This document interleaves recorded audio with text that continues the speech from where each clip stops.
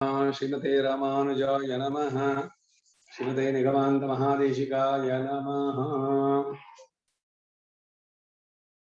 हरिः ओम। यश्छन्दसां वृषभो विश्वरूपः छन्दोऽप्योऽध्यमृतात् सम्बभूवः समेन्द्रो मेधया स्पृणोतु अमृतस्य देवधारणो भूयासं शरीरं मे विचर्षणं जिह्वा मे मधुमत्तमा कर्णाभ्यां भूरिविष्णुवं ब्रह्मणः कोशोऽसि मेधया विहितः सुखं मे गोपाय।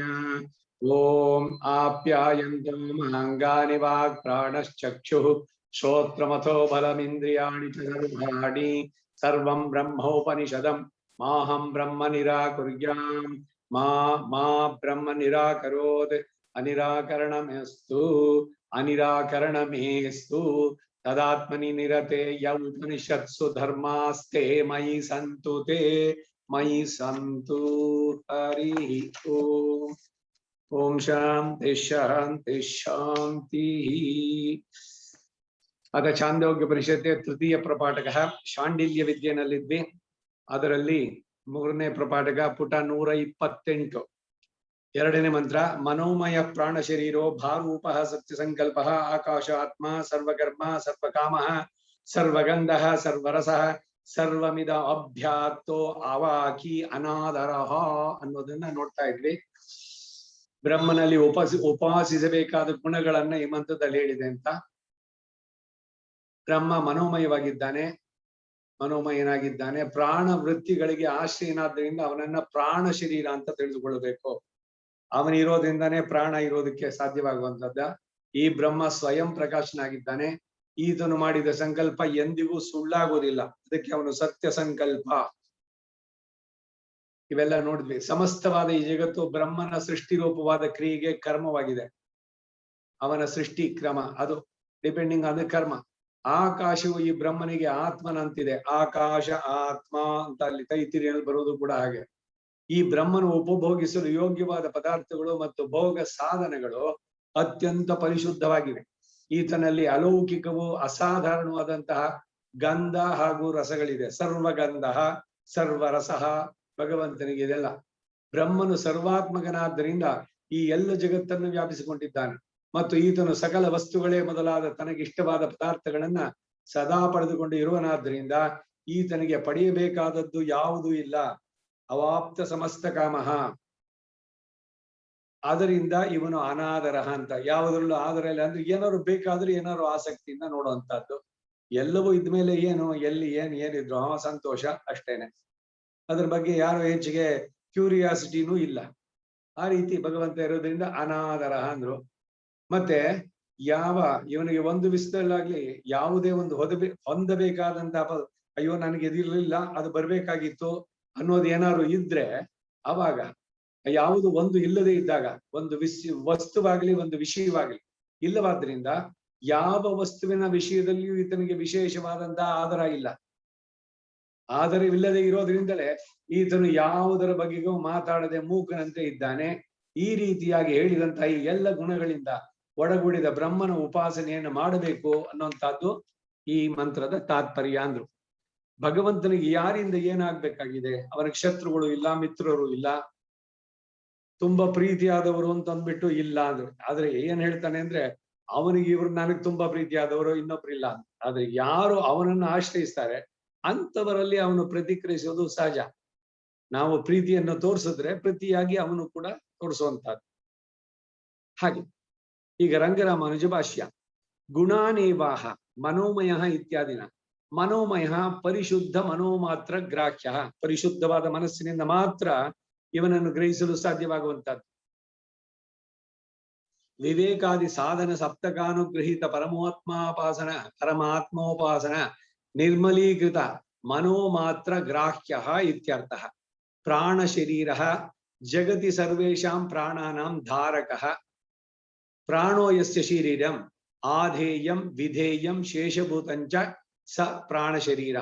ಆಧೇಯತ್ವ ವಿಧೇಯತ್ವ ಶೇಷತ್ವನಾಮೇವ ಶರೀರ ಶಬ್ದ ಪ್ರವೃತ್ತಿ ನಿಮಿತ್ತತ್ವಾತ್. ಭಾರೂಪ ಭಾಸ್ವರ ರೂಪ ಆದಿತ್ಯ ವರ್ಣಂ ತಮಸಃ ಪರಸ್ತಾದ್ ಶ್ವೇತಾಶ್ವತರ ಉಪನಿಷತ್ತು 3:8 ಪಶ್ಯತೆ ರುಕ್ಮ ವರ್ಣಂ ಮುಂಡಕೋಪನಿಷತ್ 3:1-3 ಇತ್ಯಾದಿ ವಾಕ್ಯ ಪ್ರತಿಪನ್ನ ಅಪ್ರಾಕೃತ ಸ್ವ ಅಸಾಧಾರಣ ನಿರತಿಶಯ ಕಲ್ಯಾಣ ಗುಣಗಣ ನಿರತಿಶಯ ದೀಪ್ತಿಯುಕ್ತ ವಿಗ್ರಹಶಾಲಿ ಇತ್ಯರ್ಥಃ ಸತ್ಯ ಸಂಕಲ್ಪ ಅಪ್ರತಿಹತ ಸಂಕಲ್ಪ ಆಕಾಶ ಆತ್ಮ ಆಕಾಶವತ್ ಸೂಕ್ಷ್ಮ ಸ್ವಚ್ಛ ಸ್ವರೂಪ ಸಕಲೇತರ ಕಾರಣಭೂತಸ್ಯ ಅವ್ಯಾಕೃತ ಆಕಾಶಸ್ಯ ಕಾರಣಭೂತಃ ಇತಿ ವಾ ಆಕಾಶ ಆತ್ಮ ಸ್ವಯಂಚ ಪ್ರಕಾಶತೆ ಅನ್ಯಾಂಶ್ಚ ಪ್ರಕಾಶಯತೀತಿ ವಾ ಆಕಾಶಾತ್ಮ ಸರ್ವಕರ್ಮ ಕ್ರಿಯತೆ ಇತಿ ಕರ್ಮ ಸರ್ವಂ ಜಗತ್ ಯಸ್ಯ ಕರ್ಮ ಅಸೌ ಸರ್ವಕರ್ಮ ಕರ್ಮ ಅಂದ್ರೆ ಏನೋ ಕ್ರಿಯತೆ ಇತಿ ಎಸ್ ಅದು ಕರ್ಮ ಅಂದ್ರೆ ಕೆಲಸವನ್ನು ಮಾಡ್ತಾನೆ ಯಾವುದೇ ಒಂದು ಆಕ್ಷನ್ ಕಾಯ ವಾಚ ಮನಸ ಎಲ್ಲವೂ ಒಂದೊಂದು ಕರ್ಮಗಳು ಕರ್ಮ ಸಿದ್ಧಾಂತ ಅದ್ರಲ್ಲಿ ಹೇಳ್ಬೇಕಾದ್ರೆ ಬರಂತ ಸರ್ವ ವಾ ಕ್ರಿಯಾ ಯಸ್ಯ ಆರಾಧನಂ ಅಸೌ ಸರ್ವಕರ್ಮ ಎಲ್ಲ ಕ್ರಿಯೆಗಳು ನಾವೇನೇನ್ ಮಾಡ್ತೀವಿ ಎನಿ ಆಕ್ಷನ್ ಯಾವುದು ಭಗವಂತನಿಗೆ ಆರಾಧನೆಯೋ ಅವೆಲ್ಲವೂ ಕೂಡ ಸರ್ವಕರ್ಮ ಸರ್ವ ಕಾಮ ಕಾಮ್ಯಂತ ಇತಿ ಕಾಮಾಹ ಭೋಗ್ಯ ಭೋಗೋಪಕರಣಾದಯ ತೇ ಪರಿಶುದ್ಧಾ ತಸ್ಯ ಸಂತತಿ ಸಂತಿ ಇತಿ ಇತ್ಯರ್ಥಃ ತೇ ಪರಿಶುದ್ಧಾ ತಸ್ಯ ಸಂತಿ ಇತ್ಯರ್ಥಃ ಸರ್ವಗಂಧಃ ಸರ್ವರಸಃ ಅಶಬ್ದಮಸ್ಪರ್ಶಂ ಕಠೋಪನಿಷತ್ 3:25 ಇತ್ಯಾದಿನ ಪ್ರಾಕೃತ ಗಂಧ ರಸಾದಿ ನಿಷೇಧಾತ್ ಅಪ್ರಾಕೃತಾಃ ಸ್ವ ಅಸಾಧಾರಣಾಃ ನಿರವದ್ಯಾಃ ನಿರತಿಶಯಾಃ ಕಲ್ಯಾಣಾಃ ಸ್ವಭೋಗ್ಯಭೂತಾಃ ಸರ್ವವಿಧಾಃ ಗಂಧರಸಾಸ್ತಸ್ಯ ಸಂತಿ ಇತ್ಯರ್ಥಃ ಕರ್ಮಾಯತ್ತವಾದಂತಹ ಶರೀರ ಅದರಿಂದ ಉಂಟಾಗುವಂತಹ ಗಂಧ ಕೆಲವರ ಹತ್ರ ಬರೋಕೆ ಆಗಲ್ಲ ಅವ್ರ ಶರೀರದಲ್ಲೇ ಆಯ್ದು ಇದಕ್ಕೇನೆ ಇವಾಗ ಈರುಳ್ಳಿ ಬೆಳ್ಳುಳ್ಳಿ ತಿನ್ಬೇಡಿ ಅಂತ ಹೇಳುದು ಯಾಕಂದ್ರೆ ಅದು ತಿಂದು ಒಂದು 1-2 ಗಂಟೆ ಕಾಲ ಬಿಟ್ಟ ಮೇಲೆ ಅವ್ರ ಉಸಿರಿನಲ್ಲಿ ಆ ಕೆಟ್ಟ ವಾಸನೆ ಬರುತ್ತೆ ಎಷ್ಟು ಕೆಟ್ಟ ಪರಿಣಾಮ ಶರೀರದ ಮೇಲೆ ಉಂಟಾಗುತ್ತೆ ಅಂದ್ರೆ not only on the physical body ಅದರದ್ದು ಇನ್ನು ಈ ಗುಣಗಳಲ್ಲಿ ಸತ್ವಗುಣ ರಜೋಗುಣ ತಮೋಗುಣ ಅವುಗಳಲ್ಲಿ ಸತ್ವಗುಣವನ್ನು ಹಾಳು ಮಾಡುವಂತಹದ್ದು ಇದು ಅಸಾತ್ವಿಕವಾದಂತಹ ದ್ರವ್ಯಗಳು ಬೇರೆ ಪ್ರಾಣಿನೋ ಮತ್ತೊಂದೋ ತಿನ್ನುವಂತವ್ರ ಹತ್ರ ಬಂದ್ರೇನೆ ಆಗೋಲ್ಲ ಇವೆಲ್ಲ ಅನುಭವಗಳು ಬಹಳಷ್ಟೆಲ್ಲ ಎಲ್ರಿಗೂ ಆಗಿರ್ಬೋದು ಮೂಗ್ ಮುಚ್ಕೊಳ್ಳೋಣ ಅನ್ಸುತ್ತೆ ಹತ್ರ ಹೋದ್ರೆ ಮೀನ್ ಮಾರವನು ಎಲ್ಲ ತಮಾಷೆ ಒಂದು ಇದ್ ಕೇಳಿದಿರಲ್ಲ ಒಬ್ಳು ಮೀನ್ ಮಾರವಳು ಬಂದ್ಲಂತೆ ಫ್ರೆಂಡ್ ಒಬ್ಳು ಹೂ ಮಾರವಳು ಎಲ್ರು ಒಂದ್ ಕಡೆ ತಂಗ್ಬೇಕಾಯ್ತು ಅದಕ್ಕೆ ಇವಳು ಹುಲ್ಲಿನ ಇಟ್ಕೊಂಡು ಒಳ್ಳೆ ಪರಿಮಳಯುಕ್ತವಾದ ಹೂವು ಅವಳು ಆರಾಮಾಗಿ ಮಲ್ಗಿದ್ಲು ಮೀನ್ ಮಾರವಳಿಗೆ ಆ ಹೂವಿನ ವಾಸನೆಗೆ ತಡೆಯೋಕ್ಕಾಗಲೇ ಇಲ್ಲ ಅವಳು ನಿದ್ದೆನೂ ಬರ್ಲಿಲ್ಲ ಕಡೆಗೆ ಹೋಗಿ ತನ್ನ ಮೀನಿನ ಬುಟ್ಟಿ ತಂದು ಇಟ್ಕೊಂಡು ಅದನ್ನ ಚೆನ್ನಾಗಿ ಮೂಸ್ಬಿಟ್ಟು ಆಮೇಲೆ ಮಲ್ಗಿದ್ಲು ಹೀಗೆ ಒಬ್ಬೊಬ್ಬರಿಗೆ ಒಂದೊಂದು ಈ ಗುಣಗಳ ಆ ಪ್ರಚೋದನೆ ಅದರಿಂದ ಆ ಶರೀರದಲ್ಲಿ ಪ್ರತಿಯೊಬ್ಬರಲ್ಲೂ ಉಂಟು ಈ ಸೆಂಟ್ ಈ ನಾಯಿಗಳು ಅದಕ್ಕೇನೆ ಅವುಗಳು ಘ್ರಾಣ ಶಕ್ತಿ ಇದೆಲ್ಲ ಬಹಳ ಸ್ಟ್ರಾಂಗ್ ಆಗಿರೋದು ಈಗ ಒಬ್ಬ ಮನುಷ್ಯನ ಹತ್ರ ಒಂದ್ಸಲಿ ಮೂಸ್ಬಿಟ್ಟು ಹೋದ್ರೆ ಅವ್ನ ಎಲ್ಲೇ ಹೋಗ್ಲಿ ಹುಡ್ಕೊಂಡು ಹೋಗಿ ಹೋಗ್ಬಿಟ್ಟು ಇದ್ ಮಾಡುತ್ತೆ ಅಂದ್ರೆ ಒಬ್ಬೊಬ್ಬರ ಶರೀರಕ್ಕೂ ಒಂದೊಂದು ಯೂನಿಕ್ ಸ್ಮೆಲ್ ಅನ್ನೋದುಂಟು ಇವನ ಭಗವಂತನಿಗೆ ಹೇಳುವಂತಹದ್ದು ಇಲ್ಲಿ ಕರ್ಮದಿಂದ ಆದಂತಹ ಯಾವ ಇದು ಕೂಡ ಬರೋದಿಲ್ಲ ಅಂತ ಗಂಧಃ ರಸಃ ಇವೆಲ್ಲ ಪ್ರಾಕೃತ ಪ್ರಕೃತಿಗೆ ಸಂಬಂಧಪಟ್ಟಂತೆ ತ್ರಿಗುಣಾತ್ಮಕವಾದದ್ದು ಆದರೆ ಅವನು ಅಪ್ರಾಕೃತ ಪ್ರಕೃತಿ ಸಂಬಂಧವೇ ಇಲ್ಲದವನು ಸ್ವ ಅಸಾಧಾರಣ ಅವನಿಗೆ ಸಾಧಾರಣವಾದು ಬೇರೆ ಯಾರು ಅಲ್ಲಿ ಬರುವ ಅನುಪಮ ಅಂತ ಹೇಳುವಂತಹದ್ದು ಅದ್ವಿತೀಯ ಅಪ್ರತಿಮ ಇವೆಲ್ಲ ಪದಗಳು ಅಪ್ರಮೇಯ ನಿರವದ್ಯಾಹ ಯಾರು ಅವನನ್ನ ಒದಿಸೋಕ್ಕಾಗ್ಲಿ ಇದಾಗ್ಲಿ ಆಗೋಲ್ಲ ನಿರವದ್ಯಾಹ ನಿರತಿಶಯ ಅವನಿಗಿಂತ ಅತಿಶಯವಾದದ್ದಿಲ್ಲ ಅತಿಶಯ ದಾರಿದ್ರ ಅಂತ ಹೇಳಿದ್ದಾರೆ ಅತಿಶಯ ದಾರಿದ್ರ ಅಂದ್ರೆ ಇದಕ್ಕಿಂತ ಬೇರೆ ಏನಾರು ಒಂದಿದ್ರೆ ಓ ಇವಂದು ದಾರಿದ್ರ ಅದು ಅಂತ ಹೇಳ್ಬೇಕು ಆ ರೀತಿನಲ್ಲಿ ನಿರತಿಶಯ ಕಲ್ಯಾಣ ಸ್ವಭೋಗ್ಯಭೂತಾಹ ಸರ್ವವಿಧಾಹ ಗಂಧ ರಸಾಹ ತಸ್ಯ ಸಂತಿ ಇತ್ಯರ್ಥ ಇವೆಲ್ಲವೂ ಅವನಲ್ಲಿದೆ ಇತಿ ಅರ್ಥ ಸರ್ವಮಿದಂ ಅಭ್ಯಾತ್ತಃ ಉಕ್ತಂ ಸರ್ವಮಿದಂ ಕಲ್ಯಾಣ ಗುಣಜಾತಂ ಅಭ್ಯಾತಃ ಸ್ವೀಕೃತವಾನ್ ಭುಕ್ತಾ ಬ್ರಾಹ್ಮಣೋ ಇತಿವತ್ ಕರ್ತರಿತ ಪ್ರತ್ಯಯ ಹರ್ಷ ಆದ್ಯಜಂತೋ ವಾ ಅವಾಕಿ ವಾಕಃ ಉಕ್ತಿ ಸೋ ಅಸ್ಯ ನಾಸ್ತೀತ್ಯವಾಕಿ ಕುತ ಇತ್ಯತ್ರ ಅನಾದರಃ ಅವಾಪ್ತ ಸಮಸ್ತ ಕಾಮತ್ವೇನ ಆದರ್ತಾವ್ಯಾಭಾವಾತ್, ಆದರ ರಹಿತ, ಯಾವುದರಲ್ಲೂ ಇಲ್ಲ. ಅತಯೇವ ಅವಾಕಿ ಪರಿಪೂರ್ಣ ಐಶ್ವರ್ಯತ್ವಾದೆ ಬ್ರಹ್ಮಾದಿ ಸ್ತಂಭ ಪರ್ಯಂತಂ ನಿಖಿಲಂ ಜಗತಿ ಧೃಣೀಗತ್ಯ ಜೋಷಮಾಸೀನಃ ಇತ್ಯರ್ಥಃ. ಒಂದೊಂದ್ರಲ್ಲೂ ಕೂಡ ಬರುವಂತದ್ದು ಯಾವುದು ನಮಗಾಗಲ್ವೋ ಅಥವಾ ನಮ್ಮ ಮೇರೆ ಮೀರಿದ್ದೋ ಅಂತದಕ್ಕೆಲ್ಲ ನಾವು ಪ್ರಯತ್ನ ಪಡ್ತೀವೋ, ಅಯ್ಯೋ ಅದ ನಾನು ಮಾಡ್ಬೋದಾಯ್ತು ಅನ್ಸತ್ತ. ವೆನ್ he ಅಂಡರ್ಸ್ಟ್ಯಾಂಡ್ಸ್ ಇವೆಲ್ಲ ನಮ್ಗಲ್ಲ ಅಂತಂದ್ಮೇಲೆ he will be not interested in such type of discussion. ಎಷ್ಟೇ ಚೆನ್ನಾಗಿರ್ಲಿ, ತುಂಬಾ ಇದು ಬಹಳ ಯೂನಿಕ್ ಆಗಿ ಬಂದಿರೋದು, ಈಗಲೇ ಫಸ್ಟ್ ಟೈಮ್ ಅದು ರಿಲೀಸ್ ಆಗಿದ್ದು, ಏನೂ ಇಲ್ಲ. ಅವ್ರಿಗೇನಾದ್ರು ಆಸಕ್ತಿ ನೀವು ಉಂಟು ಮಾಡೋಕ್ಕಾಗುತ್ತೋ, ಏನಾದ್ರು ಟೆಂಪ್ಟೇಷನ್ ಕೊಡ್ತೀರೋ, ಹೇಳ್ತಾರೆ ಬೇಡಪ್ಪ ನನಗೆ it is not necessary and I am not interested in that ಅನ್ನೋರ್ಗೆ ಅದ್ರಲ್ಲಿ ಮತ್ತೆ ಹೇಳಿದ್ರು ಆ ರೀತಿನಲ್ಲಿ ಆದರ ರಹಿತ, ಅವನಿಗೆ ಯಾವುದ್ರಲ್ಲೂ ಆದರ ಇಲ್ಲ. ಅಂದ್ರೆ ಏನೋ ತಾನು ಬಡಿಬೇಕಾಗಿತ್ತು, ಖಂಡಿತ ಇಲ್ಲ. ಅವಾಪ್ತ ಸಮಸ್ತ ಕಾಮಃ ಅನ್ನೋದ್ರಲ್ಲಿ. ಈಗ ಈ ರಂಗರಾಮಾನುಜ ಭಾಷ್ಯದ ಅನುವಾದವನ್ನ ನೋಡೋಣ. ಬ್ರಹ್ಮನಲ್ಲಿ ವಿಧಿಸಲಾದ ಗುಣಗಳನ್ನೇ ಮನೋಮಯ ಮುಂತಾದ ಮಂತ್ರ ಭಾಗದಿಂದ ಹೇಳ್ತಾರೆ. ಮನೋಮಯ ಅಂದರೆ ಪರಿಶುದ್ಧವಾದ ಮನಸ್ಸಿನಿಂದ ಗ್ರಹಿಸಲು ಯೋಗ್ಯನಾದ ವ್ಯಕ್ತಿ ಎಂದರ್ಥ. ಈಗ ಮಹರ್ಷಿಗಳೆಲ್ಲ ಮಂತ್ರಗಳನ್ನ ಕಂಡುಕೊಂಡರು, ಮಂತ್ರ ದ್ರಷ್ಟಾರಹ ಅಂದ್ರು. ಅದಕ್ಕೆ ಏನು ಬೇಕು, ಆ ತಪಸ್ಸು ಈ ಸಾಧನೆಯನ್ನ ಮಾಡಿದ್ರು, ಅವರು ಕಂಡುಕೊಂಡ್ರು, ಸಾಧ್ಯವಾಯ್ತು ಅವರಿಗೆ. ನಮಗ್ ಬೇರೆಯವ್ರಿಗೆ ಕಾಣ್ಲಿಲ್ಲ ಅಂದ್ರೆ ನೀವು ಅವಷ್ಟು ಎಫೆಕ್ಟ್ ಆಗ್ಲಿಲ್ಲ ಅಷ್ಟು. ಯಾರು ಹೇಳ್ತಾರೆ ಅವನು ತಿನ್ನೋದಿಲ್ಲ ಭಗವಂತ ಅಂತಂದ್ರೆ, ನೀವು ಯಶೋದೆಯಂತೆ ನೀವು ತಿನ್ಸಿದ್ರೆ ಅವನು ತಿಂತಾ ಇದ್ದ. ಇದೊಂದು ಹಿಂದಿನಲ್ಲಿ ಒಂದು ಪದ್ಯ ಇದೆ, ಕೌನು ಕೇತಾ ಹೇ, ಅವನು ಇದ್ ಮಾಡೋಲ್ಲ ಅಂತ, ಮಲಗೋಲ್ಲ. ನೀವು ಯಶೋದೆಯಂತೆ ಮಲಗಿಸಿ ಅವನು ಮಲಗ್ತಾನೆ, ಇಲ್ಲ ಶಬರಿಯಂತೆ ಪ್ರೀತಿಯಿಂದ ತಂದು ಕೊಡಿ ತಗೊಳ್ತಾನೆ. ನಾವು ಭಾವಿಸಬೇಕು ಆ ಮಟ್ಟಕ್ಕೆ ನಮ್ಮ ಭಕ್ತಿ ಅನ್ನೋದು ಹೋದ್ರೆ ಅದನ್ನು ಮಾಡ್ಬೋದು. ನಮಗ್ ಕಾಣ್ಲಿಲ್ಲ ಅಂತ ಅವನಿಲ್ಲ ಅಂತ ಹೇಳಿಕ್ಕಾಗಲ್ಲ. ಈಗ ಋಷಿಗಳು ಕಾಣ್ಲಿಲ್ವೇ? ಋಷಿಗಳು ಕಂಡರು. ಕಂಡುಕೊಂಡೇ ನಾರಾಯಣ ಎನ್ನುಂ ನಾಮಂ, ನಾನ್ ಕಂಡುಕೊಂಡೇನಂತಾರೆ ಮೊದಲನೇ ತಿರುವಳಿನೇನೆ, ಪೆರಿಯ ತಿರುಮಳಿನಲ್ಲಿ ತಿರುಮಂಗ ಆಳ್ವ. ನಾರಾಯಣ ಅನ್ನೋ ಶಬ್ದದಲ್ಲಿ ನಾನು ಕಂಡುಕೊಂಡೆ ಅಂದ್ರು.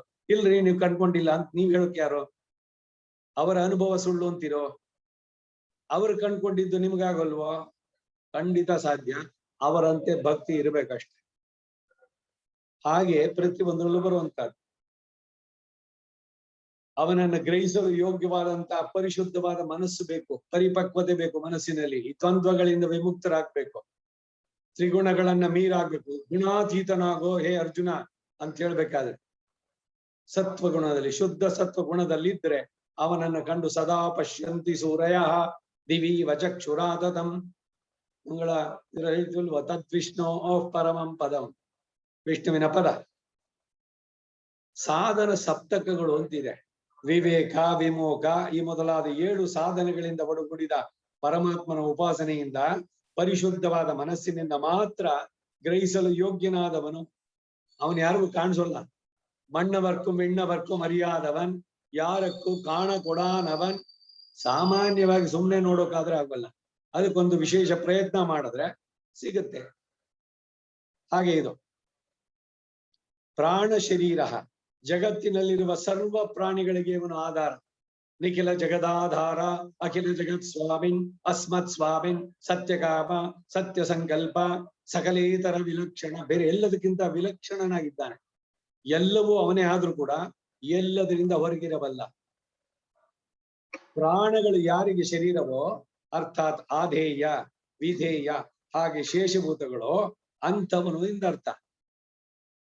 ಸರ್ವಾಧಾರ, ಸರ್ವರಿಗೂ ನಿಯಾಮಕ, ಸರ್ವರಕ್ಷಕ. ಇದರಿಂದ ಅದು ಅವನು ಪರಮಾತ್ಮನಿಗೆ ಸೇರುವಂತಹದ್ದು. ಆಧೇಯತ್ವ, ವಿಧೇಯತ್ವ, ಶೇಷಭೂತತ್ವಗಳೇ ಶರೀರ ಶಬ್ದಕ್ಕೆ ಪ್ರವೃತ್ತಿ ನಿಮಿತ್ತಗಳಾದ್ದರಿಂದ ಶರೀರವೆಂದು ಹೇಳಿದಾಗ ಈ ಅರ್ಥ ಸಿದ್ಧವಾಗುತ್ತೆ. ಸತ್ಯ ಸಂಕಲ್ಪ, ಯಾರಿಂದಲೂ ಯಾವುದೇ ರೀತಿಯಿಂದಲೂ ಪ್ರತಿಬದ್ಧವಾಗದಂತ ಸಂಕಲ್ಪವುಳ್ಳವನು ಅನ್ನೋದರ್ಥ. ಆಕಾಶ ಆತ್ಮ, ಆಕಾಶದಂತೆ ಸೂಕ್ಷ್ಮವೂ ಸ್ವಚ್ಛವೂ ಆದಂತಹ ಸ್ವರೂಪವನ್ನು ಉಳ್ಳವನು. ಆಕಾಶದಂತೆ ಸ್ವಚ್ಛವಾದ ಸೂಕ್ಷ್ಮವಾದಂತಹ ಶರೀರ ಉಳ್ಳವನು, ಸ್ವರೂಪವನ್ನ ಪರಮಾತ್ಮನನ್ನು ಬಿಟ್ಟು ಉಳಿದೆಲ್ಲ ಜಗತ್ತಿಗೆ ಕಾರಣವಾದ ಅವ್ಯಾಕೃತ ಆಕಾಶಕ್ಕೆ ಆತ್ಮನಾದ್ದರಿಂದಲೂ ಬ್ರಹ್ಮನು ಆಕಾಶ ಆತ್ಮ ಅಂತ ಕರೀತಾರೆ. ತಾನು ಪ್ರಕಾಶ ಸ್ವರೂಪನಾಗಿದ್ದು ಇತರ ವಸ್ತುಗಳನ್ನು ಪ್ರಕಾಶಪಡಿಸುವುದಾದ್ದರಿಂದಲೂ ಈತನನ್ನ ಆಕಾಶ ಆತ್ಮ ಅಂದ್ರು. ತಾನು ಸ್ವಯಂ ಪ್ರಕಾಶ, ಹಾಗೆ ತಾನು ಬೇರೆಯವರಿಗೂ ತೋರಿಕೊಳ್ಳಬಲ್ಲ. ಯಾರು ಅದಕ್ಕೆ ಮಾಡಿರೋ ಪ್ರಯತ್ನ ಮಾಡಿರ್ತಾರೋ ಅಂತವ್ರಿಗೆ, ಭಗವಂತನನ್ನು ಕಾಣಬೇಕು ಅಂತ ನಿರ್ಧಾರ ಮಾಡಿದವ್ರಿಗೆ ಭಗವಂತ ಕಂಡಿದ್ದಾನೆ. ಕಂಡೇನೋ ನಾನು ತಿರುಕ್ಕಂಡೇನ್ ಪೊನ್ಮೇನಿ ಕಂಡೇನ್, ಇವರು ದಾಸರು ಹಾಡಿದ್ರು. ನಾನವನನ್ನ ಕಂಡೆ, ಬದುಕಿದೆನು ಭವ ಎನಗೆ ಹಿಂಗಿತು, ಪದ್ಮನಾಭನ ದರ್ಶನ ನನಗಾಯಿತು, ನನ್ನ ಕುಲದವರೆಲ್ಲ ಉದ್ಧಾರವಾಗ್ಬಿಟ್ರು. ಏನ್ ಆನಂದದ ಉದ್ಗಾರ! ಅದು ಸಿಗ್ಬೇಕಾದ್ರೆ ಅವ್ರು ಎಷ್ಟು ಕಷ್ಟಪಟ್ಟಿದ್ರು, ಅವನನ್ನು ನೋಡ್ಬೇಕು ಅನ್ನುವಂಥದ್ದು ಎಷ್ಟು ತೀವ್ರವಾಗಿತ್ತು. ಅದು ಯಾವ ಮಟ್ಟಿಗೆ ಹೋಗಿದೆ ಅಂದ್ರೆ ನೀರಿನಿಂದ ತೆಗೆದ ಮೀನಿನಂತೆ. ಇದೇ ಉದಾಹರಣೆ. ನೀರಿನಿಂದ ಮೀನನ್ನು ಹೊರಗಡೆ ತೆಗೆದ್ರೆ ಸ್ವಲ್ಪ ಒದ್ದಾಡತ್ತೆ, ಕಡೆ ಪ್ರಾಣ ಬಿಡುತ್ತಷ್ಟೇ. It cannot exist without water. ಹಾಗೆ ಭಗವಂತ ಕಾಣದೇ ಇದ್ರೆ ನಾನು ಬದುಕಲ್ಲ ಅನ್ನೋ ಮಟ್ಟಕ್ಕೆ ನಾವು ಹೋದ್ರೆ ಖಂಡಿತ ಭಗವಂತ ಬಂದ್ಬಿಡ್ತಾನೆ, ಸಂದೇಹವೇ ಇಲ್ಲ. ಬೇಕಾದಷ್ಟು ಉಲ್ಲೇಖಗಳು ಕಂಡವರೆಲ್ಲರೂ ಕೂಡ ಅವರ ಉದ್ಗಾರಗಳು, ಅವರ ಜೀವನದ ಅನುಭವಗಳು ಇವೆಲ್ಲ ನಮಗೆ ಸಿಗುವಂತಹದ್ದು ಪುರಾಣ ಇವುಗಳಲ್ಲೆಲ್ಲ.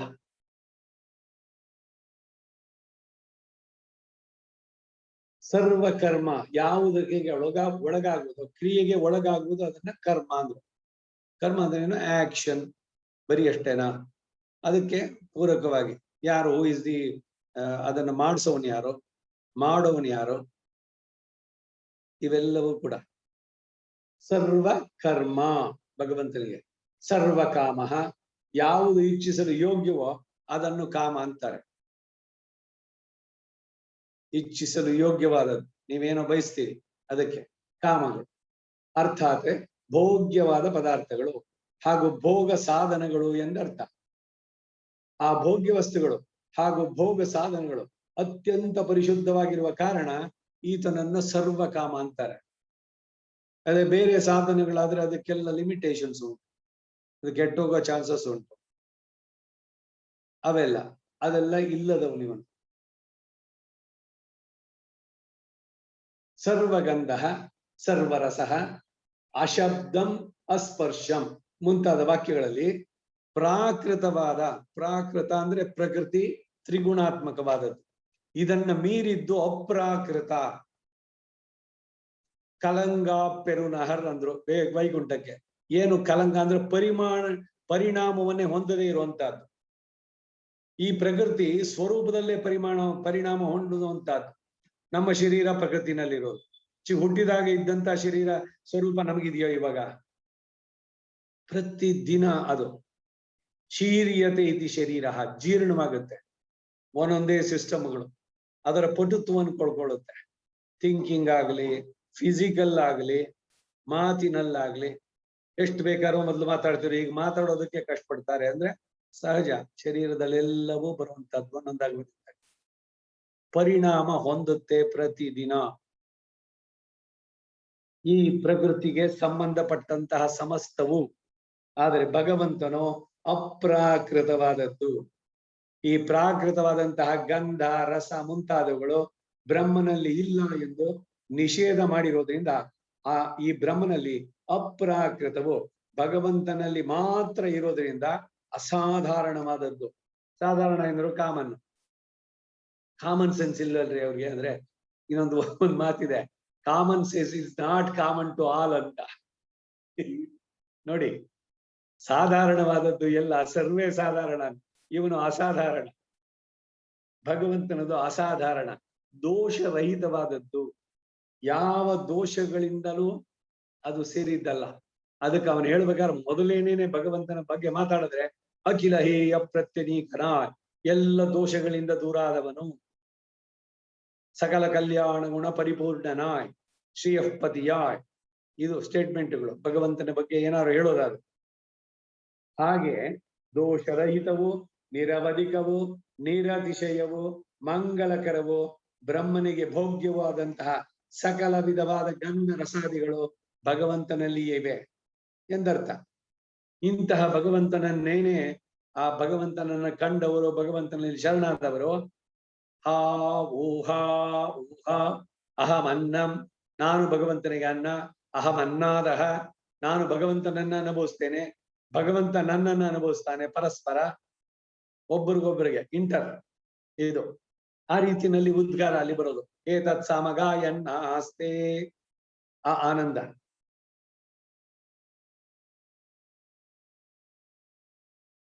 ಸರ್ವಮಿದಂ ಅಭ್ಯಾಥ, ಅಭ್ಯಾತ್ತ ಅಂತ ಹೇಳಿದೆ ಅಂದ್ರೆ ಹಿಂದೆ ಹೇಳಿದ ಈ ಎಲ್ಲ ಕಲ್ಯಾಣ ಗುಣ ಸಮೂಹವನ್ನ ಬ್ರಹ್ಮನು ಸ್ವೀಕರಿಸ್ತಾನೆ. ಭುಕ್ತಃ ಬ್ರಾಹ್ಮಣ ಎಂಬಂತೆ ಅಭ್ಯಾತ್ತ ಎಂಬಲ್ಲಿ ಕರ್ತೃ ಅರ್ಥದಲ್ಲಿ ಕ್ತ ಭುಕ್ತ ಎಂಬ ಪ್ರತ್ಯಯವು ಬಂದು ಅಭ್ಯಾತ್ತ ಎಂಬ ರೂಪ ಬಂದಿದೆ. ಭುಕ್ತಃ ಬ್ರಾಹ್ಮಣಾಹ, ಭುಕ್ತ ಅಂದ್ರೇನು? ಊಟ ಮಾಡುವಂಥದ್ದು. ಭುಕ್ತಿ, ಭುಕ್ತಿ ಮುಕ್ತಿದಾಯಕಂ. ಭಕ್ತಿ ಮುಕ್ತಿ ಅಂತ ಕೆಲವರು ಬದಲಾಯಿಸ್ತಾರೆ. ಇಲ್ಲ, ಭುಕ್ತಿ, ಭುಕ್ತಿನೇ ಸರಿ. ಅವನೇ ಎಲ್ಲವನ್ನು ಕೊಡೋದು, ಅನ್ನವನ್ನ ಎಲ್ರಿಗೂ ಕೂಡ. ಬೆಟ್ಟದ ತುದಿಯಲ್ಲಿ ಹುಟ್ಟಿದ ವೃಕ್ಷಕ್ಕೆ ಕಟ್ಟೆಯನ್ನು ಕಟ್ಟಿ ನೀರೆರೆದವರಾರು? ಹುಟ್ಟಿದ ಸ್ವಾಮಿತ ಹೊಣೆಗಾರನಾಗಿ ಪ್ರತಿ ಒಬ್ಬರಿಗೂ ಕೊಡ್ತಾನೆ. ಲಕ್ಷ್ಮಿ ಅಷ್ಟೋತ್ತರದಲ್ಲಿ ಭುಕ್ತಿ ಮುಕ್ತಿ ಪ್ರದಾಯಿನಿ. ಭುಕ್ತಿ, ಭುಕ್ತಂ ಅಂತಂದ್ರೆ ಊಟ ಮಾಡಿದ್ದು, ಅವನು ತಿಂದದ್ದು, ಎಂಜಾಯ್ಡ್ ಅದನ್ನ. ಭುಕ್ತಃ ಬ್ರಾಹ್ಮಣ ಎಂಬಂತೆ ಅಭ್ಯಾತ ಅನ್ನೋದ್ರಲ್ಲಿ. ಅಥವಾ ಹರ್ಷ ಆದಿಭ್ಯೋ ಅಚಿ, ಪಾಣಿನಿ ಸೂತ್ರ 5.227 ಎಂಬ ಸೂತ್ರದಿಂದ ಅಚ್ ಪ್ರತ್ಯಯವನ್ನ ವಿಧಾನ ಮಾಡಿಯೂ ಸಹ ಅಭ್ಯಾತ ಎಂಬ ರೂಪವನ್ನು ಸಾಧಿಸಬಹುದು. ಹೇಳಿದ್ನಲ್ಲ, ಇದು ಬಹಳ ಸುಂದರವಾದದ್ದು ಸಂಸ್ಕೃತ ಭಾಷೆ. ನಾವು ಏನೇ ಒಂದು ಪದ ಹೇಳಿ ಅದಕ್ಕೆ ಅರ್ಥ, ಅದು ಎಲ್ಲಿಂದ ಉಂಟಾಯಿತು, ಸೋರ್ಸ್ ಏನದಕ್ಕೆ, ಯಾವುದು ಅದರ ಧಾತು ಪ್ರಕ್ರಿಯೆ, ಎಲ್ಲವನ್ನು ತಿಳಿಸ್ತಾರೆ. ಅವಾಕಿ, ವಾಕ್ ಎಂದರೆ ಮಾತು ಅಥವಾ ಉಕ್ತಿ. ಆ ಉಕ್ತಿ ಅಥವಾ ಮಾತು ಯಾರಿಗೆ ಇಲ್ಲವೋ ಆತನು ಅವಾಕಿ. ಬ್ರಹ್ಮನಿಗೆ ಅದು ಇಲ್ಲವಾದ್ದರಿಂದ ಅವನು ಅವಾಕಿ. ಏಕೆ ಇಲ್ಲ ಎಂಬುದಕ್ಕೆ ಕಾರಣವನ್ನ ಮುಂದಿನ ಅನಾದರಹ ಎಂಬ ಪದದಿಂದ ಹೇಳಲಾಗತ್ತೆ. ಅವನು ಯಾಕೆ ಅವಾಕಿ ಅಂದ್ರೆ ಅವನಿಗೆ ಯಾವುದ್ರಲ್ಲೂ ಏನು ಬೇಕಿಲ್ಲ. ಈಗ ಜೀವನದ ಕಡೆಯ ಇದರಲ್ಲಿರುವಂತವ್ರು ಬಾಳಿನ ಎಲ್ಲ ಇದನ್ನು ಕೂಡ ನೋಡಿದ್ದಾರೆ, ಎಲ್ಲವನ್ನು ತಿಳಿದವರು. ಅವ್ರಿಗೆ ಇನ್ಯಾವ ಆಸಕ್ತಿ ಇಲ್ಲ. ಇನ್ನೊಂದ್ಸಲಿ ಅಲ್ಲಿ ಸುತ್ತೋಣ, ಇದಕ್ಕೆ ಹೋಗಿ ಬರೋಣ, ಅದ್ ಮಾಡೋಣ. ಅಯ್ಯೋ, ನೀವು ಹೋಗಿ ಬನ್ನಿಪ್ಪ, ಸಂತೋಷ. ನಿಮ್ಗೆ ಅದ್ರಲ್ಲಿ ಸಂತೋಷ ಇದೆಯಾ ನೋಡಿ. I am not interest.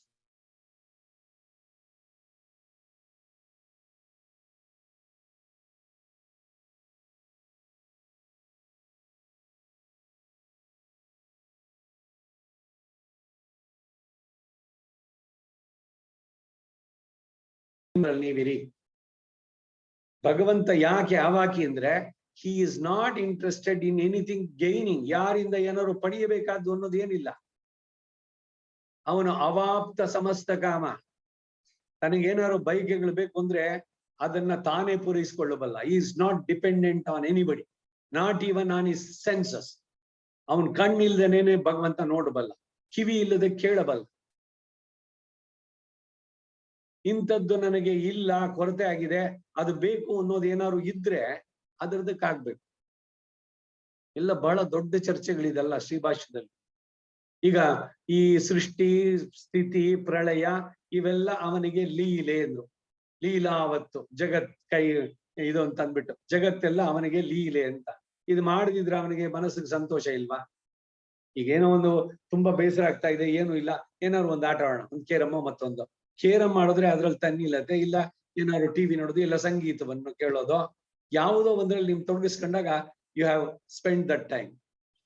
ಅದು ಇಲ್ದಲೇ ಇದ್ದಿದ್ರೆ ಏನಾಗಿತ್ತು ನಿಮ್ಗೆ? There would have been a gap. ಹಾಗೆ ಭಗವಂತನಿಗೆ ಏನಾದ್ರೂ ಒಂದು ಇಲ್ಲ ಅನ್ನೋದು ಇದೆಯಾ? ಇದನ್ನೇ ಹೇಳುದು. ಅವನಿಗೆ ಯಾವುದರಲ್ಲೂ ಆಸಕ್ತಿ ಇಲ್ಲ. ಉದಾಸೀನ. ಆ ದ್ವಾಸಪರ್ಣ ಸವಿಜ ಆಸಕಾಯ ಅನ್ನೋ ಮಂತ್ರಕ್ಕೆ ಬಂದಾಗ್ಲೂ ಕೂಡ ಇದೇ ಅರ್ಥವನ್ನು ಬರುತ್ತಲ್ಲಿ. 1-2 ಪಕ್ಷಿಗಳು ಕೂತ್ಕೊಂಡಿದೆ ಹೃದಯದ ಒಂದು ವೃಕ್ಷದ ಬಂದ್ಮೇಲೆ. ಸಮಾನಂ ವೃಕ್ಷಂ ಅಲ್ಲಿ 2 ಕೂಡ. ಒಂದು ತನ್ನ ಕರ್ಮ ಫಲವನ್ನ ಸ್ವಾದು ಮತ್ತಿ ಬಹಳ ಚೆನ್ನಾಗಿದೆ ಅಂತ ಒಂದ್ಸಲಿ ಆನಂದ ಇರುತ್ತೆ, ಇನ್ನೊಂದ್ಸಲಿ ಅಳುತ್ತೆ, ಒಂದ್ಸಲಿ ನಗುತ್ತೆ ಒಂದು ಹಕ್ಕಿ. ಮತ್ತೊಂದು ಅನಶ್ನನ್ ಅಭಿಚಾಕಶೀತಿ. ಅನಶ್ನಂದ್ರೆ ಕರ್ಮ ಫಲವನ್ನ ಅವನೇನು ತಿಂತ ಇಲ್ಲ, ಬಟ್ ಸುಮ್ಮನೆ ಕೂತ್ಕೊಂಡಿದ್ದಾನೆ. ಈ ಸೈಲೆಂಟ್ ಸ್ಪೆಕ್ಟೇಟರ್, ಸರ್ವಕ್ಕೂ ಸಾಕ್ಷಿಯಾಗಿದ್ದಾನೆ. ಉದಾಸೀನ, ಹಿ ವಿಲ್ ನಾಟ್ ಏನು ತನ್ನ ತಲೆ ಇದಕ್ಕೆ ಇದ್ ಮಾಡಕ್ ಹೋಗಲ್ಲ. ನೀನ್ ಅದ್ ಮಾಡು ಇದ್ ಮಾಡು ಅಂತ ಹೇಳಕ್ ಹೋಗಲ್ಲ ಭಗವಂತ. ಯಾಕೆ ಅಂತಂದ್ರೆ ನಿನಗೆ ಶಾಸ್ತ್ರಜ್ಞಾನ ಕೊಟ್ಟಿದ್ದೇನೆ, ಸ್ವಾತಂತ್ರ್ಯ ಕೊಟ್ಟಿದ್ದೇನೆ. ಭಗವಂತ ಕೊಟ್ಟ ಸ್ವಾತಂತ್ರ್ಯ, ಅವನೇ ಎಲ್ಲವನ್ನು ಹೇಳಿದ್ರೆ ಎಲ್ರು ಬನ್ನಿ, ಎಲ್ರು ಮೋಕ್ಷ ಇದ್ ಮಾಡಿ, ಎಲ್ರು ಒಳ್ಳೇದೇ ಕೆಲಸ ಮಾಡಿ, ಕೆಟ್ಟದ್ದನ್ನ ಮಾಡ್ಬೇಡಿ, ಇದೆಲ್ಲ ಅವನು ಹೇಳ್ಬೇಕಾ? ಎಲ್ಲ ಹೇಳಿದಾಗಿದೆ ಶಾಸ್ತ್ರದಲ್ಲಿ ಏನಾಗ್ಬೇಕು ಏನು ಅಂತ. ಮತ್ತೆ ಯಾರಿಗೂ ಹಿ ಇಸ್ ನಾಟ್ ಫೋರ್ಸಿಂಗ್ ಎನಿಬಡಿ. ಪ್ರತಿಯೊಬ್ಬರು ದೇ ಆರ್ ಇಂಡಿಪೆಂಡೆಂಟ್. ನೀವು ಆರಿಸ್ಕೊಳ್ಳಿ, ನೀವೇನ್ ಆರಿಸ್ಕೊಳ್ತೀರೋ ಅದಕ್ಕೆ ಎಲ್ಲ ಫಲ ಕೊಡೋದು ನಾನೇನೆ, ಒಳ್ಳೇದೋ ಕೆಟ್ಟದ್ದು ಅದು ಬಿಟ್ಟಿದ್ದ ಆಮೇಲೆ. ಇವೆಲ್ಲ ಆದ್ರಿಂದಾನೇನೆ he is not interested in anybody's affairs, ಯಾವುದೇ ವಿಷಯ ಇರಲಿ. ನೋ, ಯಾಕೆಂದ್ರೆ ಅವ್ನಿಗೇನು ಆಗ್ಬೇಕಾಗಿಲ್ಲ, ಯಾರಿಂದ ಏನೂ ಆಗ್ಬೇಕಾಗಿಲ್ಲ. ಉದಾಸೀನ ಅನ್ನೋದು ನಾವು ಲೌಕಿಕವಾಗಿ ಹೇಳಿದ್ವಿ. ಅವನಿಗೆ ಎಷ್ಟು ಅಹಂಕಾರ ನೋಡು, ಎಷ್ಟು ಉದಾಸೀನ ಅವನಿಗೆ. ನಾವು ಬರ್ತಾ ಇದ್ದೀನಿ ಅನ್ನೋದು ನೋಡಿದ್ರೇನು ಹಂಗೆ ಹೋದ. ಈ ತರ ಮಾತುಗಳೆಲ್ಲ ಕೇಳಿದೆ. ಈ ರೀತಿಯ ಉದಾಸೀನತೆ ಭಗವಂತನಿಗೆ ಅಂದ್ರೆ ಅಲ್ಲ. ಯಾಕೆಂದ್ರೆ ಅನಾದರಹ ಅವಾಕಿ, ಯಾವುದನ್ನಾದ್ರೂ ಏನಾದ್ರು ಪಡೆಯಬೇಕು ಅನ್ನೋದು ಏನಾದ್ರು ಇದ್ದಿದ್ರೆ ಅದಕ್ಕಾಗಿ ನಿನಗೆ ಅದರಲ್ಲಿ ಆಸಕ್ತಿ ತಗೊಂಡು ಶ್ರದ್ಧೆ ತಗೊಂಡು ಅದಕ್ಕೆ ಬೇಕಾದಂತ ಕರ್ಮಗಳನ್ನ ನಡೆಸ್ಬೇಕು. ಬ್ರಹ್ಮನು ಪಡೆಯಬೇಕಾದದ್ದೆಲ್ಲವನ್ನು ಪಡೆದಿರುವನಾದ್ದರಿಂದ ಆಧರಿಸಬೇಕಾದದ್ದು ಯಾವುದು ಇಲ್ಲದ್ದರಿಂದ ಆತನು ಆದರ ರಹಿತನಾಗಿದ್ದಾನೆ. ಆದರ ರಹಿತನ್, ಅನಾದರಹ. ಆದರೆ ಇಲ್ಲದ್ದರಿಂದಲೇ ಆತನು ಅವಾಕಿ, ಅವನು ಯಾವ್ದ್ರಲ್ಲೂ ಯಾರ ಹತ್ರನೂ ಏನು ಮಾತಾಡ್ಲಿಲ್ಲ. ಪರಿಪೂರ್ಣವಾದ ಐಶ್ವರ್ಯವನ್ನು ಉಳ್ಳವನಾದ್ದರಿಂದ ಚತುರ್ವಿಮುಖನಿಂದ ಆರಂಭಿಸಿ ಹುಲ್ಲು ಕಡ್ಡಿಯವರೆಗಿನ ಸಕಲ ಜೀವರನ್ನು ತೃಣದಂತಿ ಭಾವಿಸಿ ಸುಮ್ಮನೆ ಇದ್ದಾನೆ. ಆ ಬ್ರಹ್ಮ ಕೀಟ ಪರ್ಯಂತಂ, ಆ ಬ್ರಹ್ಮ ತೃಣ ಪರ್ಯಂತಂ. ತೃಣ ಅಂದ್ರೆ ಹುಲ್ಲು ಕಡ್ಡಿ ತನಕ, ಅಲ್ಲಿ ತನಕ ಯಾರಿಂದ ಏನೂ ಆಗ್ಬೇಕಾಗ್ತದೆ. Whether it is living or non living, sentient non sentient, ಅದಕ್ಕೆ ಅದರ ಬಗ್ಗೆ ಅವನು ಸುಮ್ಮನಿದ್ದಾನೆ. ಭಗವಂತನಿಗೆ ಈಗ ಹೇಳಿದ ತಕ್ಷಣ ಅವನಿಗೆ ಕರುಣೆ ಇಲ್ಲ, ಏನೋ ದಯೆ ಇಲ್ಲ ಅಂತಲ್ಲ. ಅವನಿಗೆ ಯಾರಿಂದ ಏನು ಆಗ್ಬೇಕಾಗಿಲ್ಲ. ಈಗ ನೀವೇನೋ ಒಳ್ಳೆ ಉತ್ತಮವಾದಂತ ಡಬಲ್ ರಿಫೈನ್ಡ್ ತುಪ್ಪದಿಂದ ದೀಪ ಹಚ್ತೀರೋ, ಇಲ್ಲ ಪಾಮ್ ಆಯಿಲೇ ತಂದು ಹಚ್ತೀರೋ, ಇಲ್ಲ ಡಾಲ್ಡಾನೆ ತುಪ್ಪ ಅಂತ ಅನ್ಕೋ ನೀನು ಅಂತ, ಇಲ್ಲ ಏನಾರು ಮಾಡಿದ್ದು ಕಾಸಿದ್ದು ಬಿಟ್ಟಿದ್ದಿದೆಯಲ್ಲ ಬಿಸಾಕೋಬತ್ತು ದೇವ್ರ ದೀಪಕ್ಕೆ ಹಾಕ್ಬೇಡ, ಉರಿಯುತ್ತೆ. ಈ ಭಾವದಲ್ಲಿ ಮಾಡಿದ್ರೆ ಅವನಿಗೆ ಏನು ಆಗ್ಬೇಕಾಗಿಲ್ಲ. ನೀವು ತುಪ್ಪದ ದೀಪಾನೇ ಹಚ್ತಿರೋ, ಇಲ್ಲ ಪಾಮ್ ಆಯಿಲ್ ದೀಪಾನೇ ಹಚ್ತಿರೋ, ನಿಮ್ಮ ಭಕ್ತಿ ಶ್ರದ್ಧೆಗೆ ಬಿಟ್ಟಿದ್ದವು. ನೀವ್ ಏನ್ ಮಾಡಿದ್ರೆ ಅದಕ್ಕೆ ಏನ್ ಫಲಾನೋ ಅದನ್ನು ಕೊಡ್ತಾರೆ. ಸೊ ನಾವ್ ಏನ್ ಕೊಡ್ತೀವಿ ಭಗವಂತನಿಗೆ, ಸಹಜವಾಗಿ ಅದು action and reaction are equal and opposite. ಕಾಯ ವಾಚ ಮನಸ, ಏನು ಒಳ್ಳೆಯದನ್ನು ಮಾಡ್ತೀರೋ, ಏನು ನೀವು ಭಾವಿಸ್ತೀರೋ, ಇಲ್ಲ ನಾವು ಕೇಳಿದ್ದೆಲ್ಲ ಕೊಡುವಂತ ಒಂದು ಇವನು ಬ್ರಹ್ಮ ದೈವವೆಂಬುದೇನು ಕಗ್ಗತಲೆಯ ಕವಿಯೇ ಗುಹೇನೆ ಅದು, ನಾವರಿಯಲಾರದ ಎಲ್ಲದರ ಒಟ್ಟು ಹೆಸರೇ, ಕಾವನೋರ್ವನಿಲ್ಲದಕ್ಕೆ ಜಗದ ಕಥೆ ಏಕಿಂತು, ಸಾವು ಹುಟ್ಟುಗಳೇನು, ವೈವಿಧ್ಯತೆ ಏನು, ಇಲ್ಲಿ ಎಲ್ಲದಕ್ಕೂ ಉತ್ತರ ಇದೆ. ಎಲ್ಲದಕ್ಕೂ ಏನು ಅಂದ್ರೆ ಅವನಿಗೆ ಯಾವ ರೀತಿನಲ್ಲೂ ಅವನು ಸಿಗಾಕೊಳ್ಳಲ್ಲ. ಬಹಳ ಬುದ್ಧಿವಂತ ಭಗವಂತ. ಸ್ವಾತಂತ್ರ್ಯ ಕೊಟ್ಬಿಟ್ಟಿದ್ದಾನೆ ನಿಮಗೆ, ಚಾಯ್ಸ್, ಇಟ್ ಈಸ್ ಯುವರ್ಸ್. ನೀವ್ ಏನ್ ಚೂಸ್ ಮಾಡ್ತೀರೋ ಅದಕ್ಕೆ ಸರಿಯಾದ ಫಲ ಕೊಡ್ತಾನೆ. ಕೆಟ್ಟದ್ ಮಾಡ್ತೀರೋ ಒಳ್ಳೇದ್ ಮಾಡ್ತೀರೋ, ನ್ಯೂಟನ್ಸ್ ಥರ್ಡ್ ಲಾ, ಒಳ್ಳೇದ್ ಮಾಡ್ತೀರಾ ಒಳ್ಳೇದ್ ಬರುತ್ತೆ, ಕೆಟ್ಟದ್ ಮಾಡ್ತೀರಾ you will get it back. It may be in this birth or it may go to the next birth. ಅವನಿಗೆ ಅದರಿಂದ ಏನು ಆಗ್ಬೇಕಾಗಿಲ್ಲ. ಸಹಜವಾಗಿ ಅವನಿಗೆ ಅನುಕಂಪೆ ಇದೆ, ದಯಾರ್ದ್ರ ಆಶ್ರಿತ ವಾತ್ಸಲ್ಯೈಕ ಜಲದೆ. ಆಶ್ರಿತರಿಗೆ ವಾತ್ಸಲ್ಯ ಜಲದಿ ಅವನು. ನೀವು ನಂಬಿ ಅನ್ಬನಾಹುಂ ತನತಾಳ ಅடைந்தார்க்கெல்லாம், பொய்யனாகும் புறமே தொழுவார்க்கெல்லாம். ಯಾರು ನಂಬಲ್ವೋ ಅವ್ರಿಗೆ ಅವನು ಸುಳ್ಳು. ನಂಬಿದ ಪ್ರಹ್ಲಾದ ಉದ್ಧಾರ ಆದ, ನಂಬದಿದ್ದನು ಹಿರಣ್ಯಕಶಿಪು, ಅದಕ್ಕೆ ಸರಿಯಾದಂತ ಫಲ ಅವನಿಗಾಯ್ತು. ನಂಬಿಯೂ ನಂಬದ ಇಬ್ಬಂದಿ ನೀನು. ಒಂದು ಸಲಿ ನಂಬಿಕೆ ಇದೆ, ಇನ್ನೊಂದ್ಸಲಿ ಅವನಿಲ್ಲ. ಇನ್ಯಾರೋ ಎಲ್ಲ ಕೂತ್ಕೊಂಡು ಮಾತಾಡ್ತಾ ಇದ್ರು, ನಮ್ದು ಒಂದ್ ಮಾತೆ, ಹೌದ್ರಿ ಅಷ್ಟೇನೆ. ಯಾರು ಬಂದಿದ್ದಾರೆ ಸ್ವರ್ಗದಿಂದ ವಾಪಸ್ ಬಂದ್ ಹೇಳಿದ್ರ, ನಿನ್ನೆ ಬಂದೆ ವಾಪಸ್ಸು, ರಾಂಬೆ ಜೊತೆ ಸುತ್ಬಿಟ್ಟು ಬಂದೆ ಅಂತ ಯಾರು ಹೇಳಿದಾರೇನು? ಹಾಗೆ ನರಕದಲ್ಲಿ ನಾನು ಬರೆ ಹಾಕಿಸ್ಕೊಂಡ್ ಬಂದೆ ಅಂತ ಯಾರು ಹೇಳಿದೀಗ? ಏನೋ ಹೇಳುತ್ತೆ ಕತೆ, ಒಳ್ಳೇದ್ ಮಾಡ್ಲಿ ಅಂತ. ನಂಬ್ತೀರಾ? ಈ ರೀತಿ ಮಾತಾಡೋದ್ರ ಜೊತೆಗೆ ನೀವು ಸೇರ್ಕೊಂಡ್ರೆ, ಇಲ್ಲ ಮೌನವಾಗಿ ಸುಮ್ನೆ ಇದ್ರೆ, ಇವೆಲ್ಲ ಭಗವಂತನ ಇದಕ್ಕೆ ವಿರುದ್ಧವಾದಂತದ್ದು. ಅಂತ ಇದ್ರಲ್ಲಿ ಒಳ್ಳೆ ಹಾವು ಕಂಡು ದೂರ ಇರ್ಬೇಕಲ್ಲ, ಆ ರೀತಿ ಇರ್ಬೇಕು. ಭಗವಂತನ ಬಗ್ಗೆ ನಂಬಿಕೆಯನ್ನ ಯಾರು ಒಡೆಯೋದಕ್ಕೆ ಟ್ರೈ ಮಾಡ್ತಾರೋ ಅಂತವ್ರದನ್ನ ಕೇಳಕ್ ಹೋಗ್ಬಾರ್ದು. ಈ ಜಿಡ್ಡು ಕೃಷ್ಣಮೂರ್ತಿ ಲೆಕ್ಚರ್ಸ್, ಈ ಗಾಡ್ ಅಂತ ಒಂದು ಪುಸ್ತಕ ಇವರು ಕನ್ನಡದಿಂದ ಇಂಗ್ಲಿಷ್ ಮಾಡೋದು, ದೇವರು ಅಂತ ಒಂದು ಪುಸ್ತಕ ಬಂದಿತ್ತು. ಅದಕ್ಕೊಂದು ಸಾಹಿತ್ಯ ಇದರಿಂದ ಪ್ರಶಸ್ತಿ ಬೇರೆ ಕೊಟ್ರು, ಅಭಿನವ ಪಂಪ ಪ್ರಶಸ್ತಿ ಇವುಗಳು. ಇದು ವಿಚಿತ್ರ, ಎಲ್ಲ ವಿಡಂಬನೆ. ಭಗವಂತ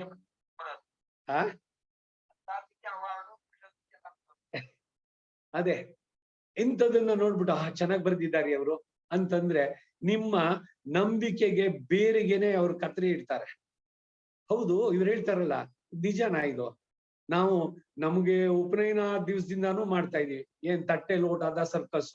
ನನ್ನ ಮಿತ್ರ ಬಿಂಡಿಗುಲ ನಾರಾಯಣ ಸ್ವಾಮಿ ಒಂದು ಇದನ್ನ ಬರೆದಿದ್ದು, ಒಂದು ಆರ್ಟಿಕಲ್, ಮಯೂರ ಅಂತ ಒಂದು ಪತ್ರಿಕೆನಲ್ಲಿ. ನೆಲ ಕುಸಿಯುತ್ತಿದೆ, ನಾನು ಇಷ್ಟು ದಿವಸ ನಂಬಿದಂತಹ ನೆಲ ಕುಸಿತಾ ಇದೆ. ನಾನು ಪ್ರತಿದಿನ ಮಾಡುವಂತ ತಟ್ಟೆ ಲೋಟ ಇಟ್ಕೊಂಡು ಬಾಯಿಗೆ ನೀರ್ ಹಿಂಗ್ ಅನ್ಕೊಳ್ಳೋದು, ಹಿಂಗ್ ಅನ್ನೋದು, ಏನಾರು ಅದಕ್ಕೆ ಅರ್ಥ ಇದೆಯಾ? ಸುಮ್ನೆ ಇಷ್ಟು ವರ್ಷನೂ ಮಾಡಿದ್ನಲ್ಲ, ಅದರಲ್ಲಿ ನಂಬಿಕೆ ಕಳ್ಕೊಳ್ತಾ ಇದ್ದೀನಿ. ಏನೋ ಹೇಳಿದ್ರು ದೊಡ್ಡವರು ಇದು ಮಾಡು ಅಂತ. ಏನು ಯಾಕೆ ಮಾಡ್ಬೇಕು ಅಂದ್ರೆ ಪ್ರಶ್ನೆ ಕೇಳಬೇಡ, ನೀನು ಹೇಳಿದ್ದಷ್ಟು ಮಾಡು.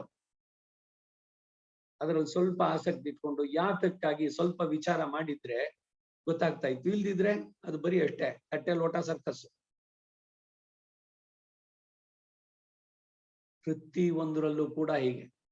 ಇದ್ರಲ್ಲಿ ನಾವು ಅಯ್ಯೋ ಭಗವಂತ ನನಗೆ ಹಿಂಗ್ ಮಾಡ್ಬಿಟ್ಟಿಯಲ್ಲ, ಈ ಮಾತು ಉದ್ಗಾರ ಇದೆಯಲ್ಲ, ಇದು ಯಾರು ವಿವೇಕಿಗಳಾದ್ರೂ ಹೇಳೋದಲ್ಲ. ಯಾಕೆ ಅಂದ್ರೆ ಭಗವಂತ ಯಾವುದನ್ನು ಮಾಡ್ಲಿಲ್ಲ, ಅವನು ಯಾವುದನ್ನು ಪ್ರಚೋದಿಸ್ಲಿಲ್ಲ. ನೀನು ಒಳ್ಳೆಯದನ್ನ ಮಾಡಿದ್ರೆ ಅದರದಕ್ಕೆ ಪೂರಕ ಮಾಡ್ತಾನೆ, ಕೆಟ್ಟದ್ದು ಮಾಡಕ್ ಹೋದ್ರೆ ಅದಕ್ಕೂ ಮಾಡ್ತಾನೆ. ಅದರ ಬಂದಿದ್ದ ಫಲದಲ್ಲಿ ಅನುಭವಿಸುವಾಗ ಅವನಿಲ್ಲ ಜೊತೆನಲ್ಲಿ ನಿಮ್ಗೆ. ಯಾಕೆಂದ್ರೆ ಅವನಿಗೆ ಏನೂ ಆಗ್ಬೇಕಾಗಿಲ್ಲ, ಕರ್ಮಾಧ್ಯಕ್ಷ ಅವನು. ಎರಡು, ಒಂದು ಭಗವಂತನ ನಿಗ್ರಹ ಸಂಕಲ್ಪ, ಇನ್ನೊಂದು ಅನುಗ್ರಹ ಸಂಕಲ್ಪ. ಯಾರು ತಪ್ಪು ಮಾಡಿದ್ದನ್ನ ತಿಳಿದು ಅದಕ್ಕೆ ಪಶ್ಚಾತ್ತಾಪಟ್ಟು ಪ್ರಾಯಶ್ಚಿತ್ತಗಳನ್ನು ಮಾಡ್ಕೊಂಡ್ರೆ ಅವನು ನಿಗ್ರಹ ಸಂಕಲ್ಪ ಇದೆಯಲ್ಲ ಅದನ್ನ ಅನುಗ್ರಹ ಸಂಕಲ್ಪವಾಗಿ ಬದಲಾಯಿಸ್ಕೊಳ್ಬಲ್ಲ. ಇಲ್ಲಿದ್ದಿದ್ರೆ karma it takes its own course action. ಅದೇ Newton's third law, equal and opposite. ಮೂರು ಕ್ಷೇತ್ರದಲ್ಲಿ ಬರೀ ಫಿಸಿಕಲ್ ಆಗ ಅಲ್ಲ, ಅಷ್ಟೇ ಅಲ್ಲ, ಕಾಯ ವಾಚ ಮನಸ. ಮನಸ್ಸಿನಲ್ಲಿ ಒಬ್ಬರಿಗೆ ಒಂದು ಕೆಟ್ಟದ್ದನ್ನ ನೀವು ಅನ್ಕೊಳ್ಳಿ, you will get it back. ಅದೇ ಒಳ್ಳೆಯದನ್ನು ಮಾಡಿ, ಅದಕ್ಕೂ ರಿವಾರ್ಡ್ಸ್ ಕೂಡ ಇದೆ. ಯಾವ ಒಂದು action it never goes waste. ಅದಕ್ಕೆ ಹೇಳಿದ್ದು prayer it never goes waste. ಪ್ರಾರ್ಥನೆ ಎಂದಿಗೂ ವ್ಯರ್ಥ ಅಲ್ಲ. ನಾಮ ಸಂಕೀರ್ತನೆಯಿಂದ ಆರಂಭ ಮಾಡಿ ಅದರ ಪುಣ್ಯದ ಫಲದಿಂದ ಏನು ಅಂತಂದ್ರೆ ಒಬ್ಬ ಸದ್ಗುರುವಿನ ಆಶ್ರಯ, ಭಗವಂತನಲ್ಲಿ ನಂಬಿಕೆ ಅನ್ನೋದು ಅಚಲವಾಗುತ್ತೆ, ಚಲಿಸೋದಿಲ್ಲ. ಇದಾನೋ ಇಲ್ವೋ ಅನ್ನೋ ಸಂದೇಹ ಬರೋದಿಲ್ಲ. ಸತ್ಸಂಗಾತ್ ಭವನಿಸ್ಪೃಹೋ ಗುರುಮುಖ ಶ್ರೀಶಂ ಪ್ರಪದ್ಯಾತ್ಮವಾನ್. ಆ ಪ್ರಾತರಹ ಅನುಸಂಧೇಯ ಶ್ಲೋಕ ದ್ವಯದಲ್ಲಿ ಇದೇ ಹೇಳೋದು. ಹೇಗೆ ಹಂತ ಹಂತವಾಗಿ ಭಗವಂತನಲ್ಲಿ ಹೋಗೋದು ಅಂದ್ರೆ, ಒಂದು ಒಳ್ಳೆಯ ಕೆಲಸ, ಒಂದು ಒಳ್ಳೆಯ ಥಾಟು ಇಟ್ ರಿವಾರ್ಡ್ಸ್. ಅದೇನು ಅಂದ್ರೆ ನಿಮ್ಮ ಸತ್ವಗುಣ ವೃದ್ಧಿಯಾಗೋದಕ್ಕೆ, ಆ ತಮೋಗುಣ ರಜೋಗುಣಗಳಿಂದ ನೀವು ಮಾಡಿದ ಕರ್ಮದಿಂದ ಅನುಭವಿಸಹ ಮುಂತಹ ಫಲಗಳೇನಿದೆ ಆ ಅನಿಷ್ಟಗಳ ಪರಿಹಾರ, ಅನಿಷ್ಟ ನಿವೃತ್ತಿ ದ್ವಾರ ಇಷ್ಟ ಪ್ರಾಪ್ತಿ. ಯಾಕೆ? Because of your one deed, one good thought. ಎಲ್ಲ ಕೂಡ ಇದ್ರಲ್ಲಿ ಸೇರುತ್ತೆ. ಹೀಗೆ ಭಗವಂತನ ಗುಣಗಳನ್ನ ಹೇಳ್ತಾ ಬರ್ತಾನೆ. ಅವಾಕಿ ಅನಾದರಹ ಮೌನಿಯವನು. ಭಗವಂತ ಮಾತಾಡೋಲ್ಲ. ಯಾಕೆ ಅಂದ್ರೆ ಏನು ಆಗ್ಬೇಕಾಗಿ, ಯಾರ ಬಗ್ಗೆ ಏನ್ ಮಾತಾಡ್ಬೇಕು, ಯಾವುದ್ರಲ್ಲೂ ಆಸಕ್ತಿ ಇದ್ದವ್ರನ್ನ ನೀವು ಯಾವ್ದಕ್ಕೆ ಕರಿತೀರಿ? ನೀವೇನಾರು ಮಾತಾಡ್ಸಿ ಪ್ರಯತ್ನ ಮಾಡಿ, ಹೌದಾ, ಆಗ ಎಲ್ಲ ಒಳ್ಳೇದಾಗ್ಲಿ, ಸಂತೋಷ, finished. He is not curious ಯಾವುದ್ರ ಬಗ್ಗೆನೋ. ಅಯ್ಯೋ ಇನ್ನೊಂದ್ ಸ್ವಲ್ಪ ಹಿಂಗಾಯ್ತು, ಏನಾಯ್ತಂತೆ ಅದು, ಇದಾಯ್ತಾ? ಇದು ಕ್ಯೂರಿಸಿ ಅದನ್ನ ಕೇಳೋದು ಮತ್ತೆ ಏನು ಬೇಕಿಲ್ಲ. Because is not interest. ಈಗ ಭಾಷ್ಯ ಸಾರ. ಹಿಂದಿನ ಮಂತ್ರದಲ್ಲಿ ಸಕಲ ಜಗತ್ಕಾರಣನಾದ ಬ್ರಹ್ಮನನ್ನ ಪ್ರಶಾಂತವಾದ ಮನಸ್ಸಿನಿಂದ ಉಪಾಸನೆ ಮಾಡಬೇಕು.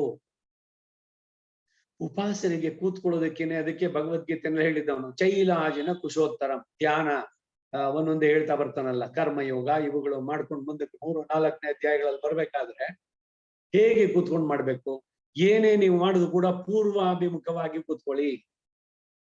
ಮಲಗೋದು ಕೂಡ ಪ್ರಾಕ್ಷಿರಃ. ನಿಮ್ಮ ಮನೆಯಲ್ಲಿ ತಲೆ ಪೂರ್ವಾಭಿಮುಖವಾಗಿರ್ಬೇಕು. ಆ ತಲೆ ಹತ್ರ ಒಂದ್ ಸ್ವಲ್ಪ ನೀರಿಟ್ಕೊಳ್ಳಿ. ನಿಮ್ಮ ಮನಸ್ಸಿನ ಚಂಚಲತೆ, ವೈಬ್ರೇಷನ್ಸ್ ಇವೆಲ್ಲ ಇದೆಯಲ್ಲ, ಏನು ಇದಾಗೋದು ಅದೆಲ್ಲ ಶಾಂತವಾಗುತ್ತೆ ನೀರಿನಿಂದ. ದಿ ಎಫೆಕ್ಟ್ ಆಫ್ ವಾಟರ್ ಮುಂದೆ ಇಟ್ಕೊಳ್ಳೋದ್ರಿಂದ.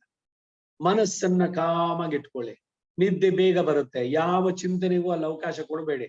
Don't allow your mind to wander. When you have decided to sleep ಅಂತ ಹೋದಾಗ ಮಲಗ್ಕೊಂಡು ಒಂದು 4 ಡೀಪ್ ಬ್ರೆತ್ಸ್ ತಗೊಂಡ್ರೆ you should go to the deep sleep.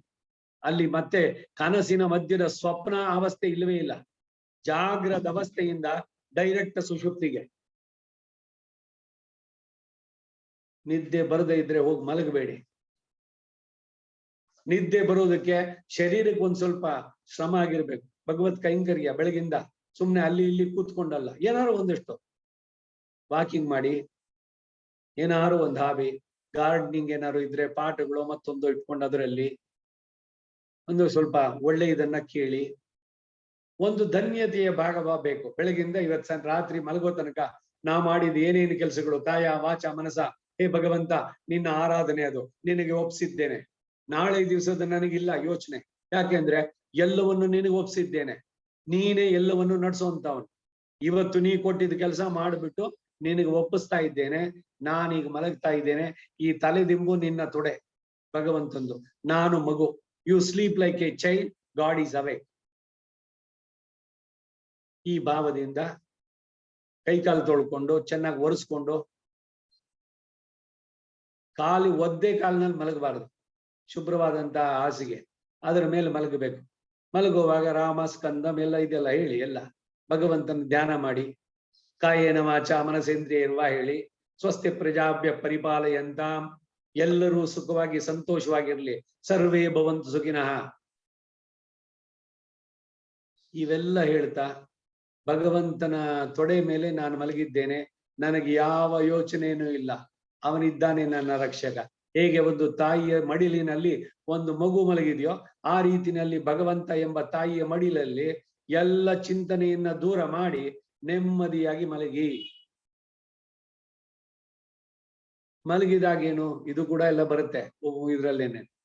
ಆತ್ಮ ಎಲ್ಲಿ ಹೋಗಿ ಸೇರುತ್ತೆ. ಈತ ಅನ್ನುವಂತಹ ನಾಡಿಯಲ್ಲಿ ಭಗವಂತನ ಆಲಿಂಗನದಲ್ಲಿ ಮಲಗಿಬಿಡ್ತಾನಂತೆ. ಅವಾಗ ಆತ್ಮ ಮನಸ್ಸು ಕೂಡ ತಟಸ್ಥ. ಅದು ಕೂಡ it is dead, A temporary death. ಇವೆಲ್ಲ ಈ ಸುಷುಪ್ತಿ ಸೇವೆ ಇದೆಯಲ್ಲ, ಅರ್ಧ ಸಾವು ಅನ್ನೋ ತರದಂಗೆ. ಮೂರ್ಛೆ ಇದೆಯಲ್ಲ, ದಟ್ ಈಸ್ ಆಲ್ಸೋ ಅಷ್ಟೇ ಹಾಫ್ ಡೆತ್. ಮತ್ತೆ ಬೆಳಗ್ಗೆ ಅವನಿಂದಲೇ ನೀಡಲ್ಪಟ್ಟಂತ ಶಕ್ತಿ ಇದೆಲ್ಲ, ಆ ಉತ್ಸಾಹ, ಆ ಇದು ಅದನ್ನ ಒಳ್ಳೇದಕ್ಕೆ ಮಾಡಿರ್ತಿರೋ ಕೆಟ್ಟಕ್ಕೆ ಮಾಡ್ತಿರೋ ಇದು ನಿಮ್ಗೆ ಬಿಟ್ಟಿದ್ದು. ಅದು ಒಳ್ಳೆ ಕೆಲಸಕ್ಕೆ ತೊಡಗಿಸ್ಕೋದಿರೋ ಭಾಗವತ ಕೈಂಕರ್ಯದಲ್ಲಿ, ಇಲ್ಲ ಇನ್ಯಾರನ್ನೋ ದೂಷಿಸೋ ಇನ್ನೇನೋ ಮಾಡಿಯೋ ಅದಕ್ಕೂ ಮಾಡ್ಕೋಬಹುದು. ಎರಡಕ್ಕೂ ಹೊಣೆಗಾರ ನೀವೇನೆ. Nobody is instigating you, or ನೀವು ಮಾಡಿ ಅಂತ ಅಂದ್ಬಿಟ್ಟು ಯಾರು ಗೈಡ್ ಮಾಡ್ತಾ ಇಲ್ಲ ಅಲ್ಲಿ. ನಿಮ್ಮ ಭಾರವನ್ನ ಅವನಿಗೆ ಒಪ್ಸಿದ್ರೆ ನಿರಂತರಂ ನೀನೈಪ್ಪದಾಹ ನೀನೈಕ್ಕ ವೆಂಡುಮೆ. ಭಗವಂತ ನಿನ್ನ ನೆನಪು ನನಗೆ ಚಿರವಾಗಿ ಉಳಿಯುವಂತೆ ನೀನೇ ಮಾಡೋ. ಯಾಕೆಂದ್ರೆ ನಾನಿವಾಗೇನು ನನಗಾಗಿ ಮಾಡೋದಿಲ್ಲ. ಯಾಕೆಂದ್ರೆ ನನ್ನನ್ನು ನಾನು ಒಪ್ಸಿದ್ದಾಯ್ತು ನಿನಗೆ. Now I belong to you. I don't belong to myself anymore. ನಾನು ನನ್ನವನಲ್ಲ. ಅಹಂ ನಾರಾಯಣಾಯ ಭವೇಯ. ಇವೆಲ್ಲ ಅರಿವಿದ್ದರೆ ನೆಮ್ಮದಿಯಾಗಿ ಮಲಗಬಹುದು. ಕಷ್ಟ ಇಲ್ಲ, ಖಂಡಿತ ಇಲ್ಲ. ನಿದ್ದೆ ಮಾಡ್ಬೋದು ಸುಲಭವಾಗಿ, ಯಾವ ಚಿಂತೆಗೂ ಕೊಡದಂತೆ. ಮುಂದಕ್ಕೆ ಹೋಗೋಣ. ಇವಾಗ ಭಾಷ್ಯ ಸಾರ. ಉಪಾಸನೆ ಮಾಡುವಾಗ ಮುಂದೆ ಹೇಳುವ ಗುಣಗಳಿಂದ ಯುಕ್ತನಾದವನು ಭಗವಂತ ಅಂತ ತಿಳಿದು ಉಪಾಸನೆ ಮಾಡಬೇಕು. ಈಗ ಈ ಮಂತ್ರದಲ್ಲಿ ಬ್ರಹ್ಮನಲ್ಲಿ ಉಪಾಸಿಸಬೇಕಾದಂತಹ ಗುಣಗಳನ್ನೇ ನಿರೂಪಿಸಲಾಗುವುದು. ಆ ಬ್ರಹ್ಮನು ನೋಡಿ ಸಾಧನ ಸಪ್ತಕಗಳು ಅಂತ ಹೇಳಿದೆ. ವಿವೇಕ, ವಿಮೋಕ, ಅಭ್ಯಾಸ, ಕ್ರಿಯಾ, ಕಲ್ಯಾಣ, ಅನವಸಾದ ಹಾಗೂ ಅನುದರ್ಶ ಅಂತ ಇದು ಸಾಧನ ಸಪ್ತಕ ಅನ್ನುವಂಥದ್ದು. ಪ್ರತಿಯೊಬ್ಬರು ನಡೆಸಬೇಕಾದಂತಹ ಸಾಧನ ಸಪ್ತಕಗಳು. ಭಗವಂತನನ್ನ ಪಡೆಯೋದ್ರಲ್ಲಿ ಅಧ್ಯಾತ್ಮದಲ್ಲಿ ನೀವು ಮುಂದುವರಿಬೇಕಾದ್ರೆ ಈ ಸಾಧನ ಸಪ್ತಕಗಳು ಬೇಕು. ಶ್ರೀಭಾಷ್ಯ ಅದರ ಬರಿಬೇಕಾದ್ರೂ ಕೂಡ ಇವೆಲ್ಲ ಬರುತ್ತೆ ಸಾಧನ ಸಪ್ತಕಗಳು. ಹಾಗೆ ಸಾಧನ ಸಪ್ತಕ ಸಂಪನ್ನನಾದವನು ಪರಮಾತ್ಮನ ಉಪಾಸನೆಯನ್ನು ಮಾಡಿ ನಿರ್ಮಲಗೊಳಿಸಿಕೊಂಡು ಮನಸ್ಸಿನಿಂದ, ಮನಸ್ಸು ನಿರ್ಮಲವಾಗಬೇಕು. ಆ ಮನಸ್ಸಿನಿಂದ ಮಾತ್ರ ಈ ಬ್ರಹ್ಮನನ್ನ ಗ್ರಹಿಸಬಹುದಾದ್ದರಿಂದ ಬ್ರಹ್ಮನನ್ನ ಮನೋಮಯ ಅಂತ ಹೇಳುದು. ಮನೋಮಯ ಬ್ರಹ್ಮನನ್ನು ಯಾವ ಭಾವನೆಯಿಂದ ಉಪಾಸಿಸ್ತಾರೋ ಅದೇ ಭಾವವನ್ನ ಉಪಾಸಕನು ಹೊಂದುವನಾದ್ದರಿಂದ ಈ ಬ್ರಹ್ಮನು ಮನೋಮಯನು ಅರ್ಥಾತ್ ಭಾವಮಯನು ಎಂಬುದಾಗಿ ಗೋಪಾಲಾನಂದರು ವ್ಯಾಖ್ಯಾನಿಸಿದ್ದಾರೆ. ಗೋಪಾಲಾನಂದ ಅವರ ಭಾಷಣದ ಸಾರದಲ್ಲಿ ಬರ್ಬೇಕಾದ್ರೆ ಸಕಲ ಪ್ರಾಣ ವೃತ್ತಿಗಳಿಗೆ ಆಧಾರನಾಗಿರೋದ್ರಿಂದ ಪ್ರಾಣ ಶರೀರ ಅಂತ ಹೇಳಿದೆ. ಪ್ರಾಣ ರೂಪವಾದ ಶರೀರವು ಈತನಿಗೆ ಇದ್ದರೂ ಶರೀರ ಇರುವ ಜೀವರಿಗೆ ಇರುವಂತೆ ಈತನಿಗೆ ಸುಖ ದುಃಖಾದಿಗಳ ಸಂಪರ್ಕ ಇಲ್ಲ.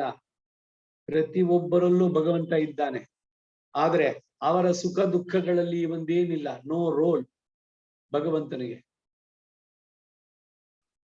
ಸಂಪರ್ಕ ಇಲ್ಲ ಎಂಬ ವಿಷಯಕ್ಕೆ ಪ್ರಮಾಣವಾಗಿ ಭಾರೂಪ ಅಂತ ಹೇಳಿದೆ. ಬಾಹ ಎಂದರೆ ಪ್ರಕಾಶ ಎಂದರ್ಥ. ಆ ಪ್ರಕಾಶವು ಜ್ಞಾನ ರೂಪವಾದದ್ದಾಗಿದೆ. ಆದ್ದರಿಂದ ಬ್ರಹ್ಮನು ಜ್ಞಾನ ಪ್ರಕಾಶ ರೂಪದವನು ಅಂತ ಹೇಳಿದಂತಾಯ್ತು. ಆ ಜ್ಞಾನ ಪ್ರಕಾಶ ರೂಪನಾದ ಬ್ರಹ್ಮನಲ್ಲಿ ಸುಖ ದುಃಖಗಳಿಗೆ ಕಾರಣವಾದಂತಹ ಅಜ್ಞಾನಾದಿಗಳು ಬರೋದು ಸಾಧ್ಯವಿಲ್ಲ ಅನ್ನೋದೇ ಭಾರೂಪ ಎಂಬ ಪದದಲ್ಲಿ ಸೂಚಿತವಾಗುತ್ತೆ. ಈ ಬ್ರಹ್ಮನಿಗೆ ಪ್ರಾಣ ಶರೀರವು ಇದ್ದರೂ ಪ್ರಕೃತಿ ಪ್ರಾಕೃತ ವಿಲಕ್ಷಣವಾದ ಪ್ರಕಾಶಮಯವಾದಂತಹ ಮತ್ತೊಂದು ರೂಪ ಇದೆ ಎಂಬುದಾಗಿ ಗೋಪಾಲಾನಂದರು ಮತ್ತೊಂದು ರೀತಿಯಾಗಿ ಈ ಪದಕ್ಕೆ ವ್ಯಾಖ್ಯಾನ ಮಾಡಿದ್ದಾರೆ. ಸತ್ಯ ಸಂಕಲ್ಪ, ಈ ಬ್ರಹ್ಮನ ಸಂಕಲ್ಪವು ಎಂದಿಗೂ ಸುಳ್ಳಾಗೋದಿಲ್ಲ. ಅದಕ್ಕೆ ಅವನು ಸತ್ಯ ಸಂಕಲ್ಪ. ದಾಸ ಸತ್ಯ ಅಂತ ಈ ಪಂಚಾಶತ್ತುಗಳಲ್ಲಿ ವೇದಾಂತ ದೇಶಗಳು ಕೊಂಡಾಡ್ತಾರೆ. ಮೆಯ್ಯರ್ಕು ಮೆಯ್ಯನ್, ಮೆಯ್ಯನಾಹುಂ. ಮೆಯ್ ಅಂದ್ರೆ ಸತ್ಯ, ಪೊಯ್ ಅಂದ್ರೆ ಸುಳ್ಳು. ಮೆಯ್ ಪೊಯ್ಯಲ್ಲಿ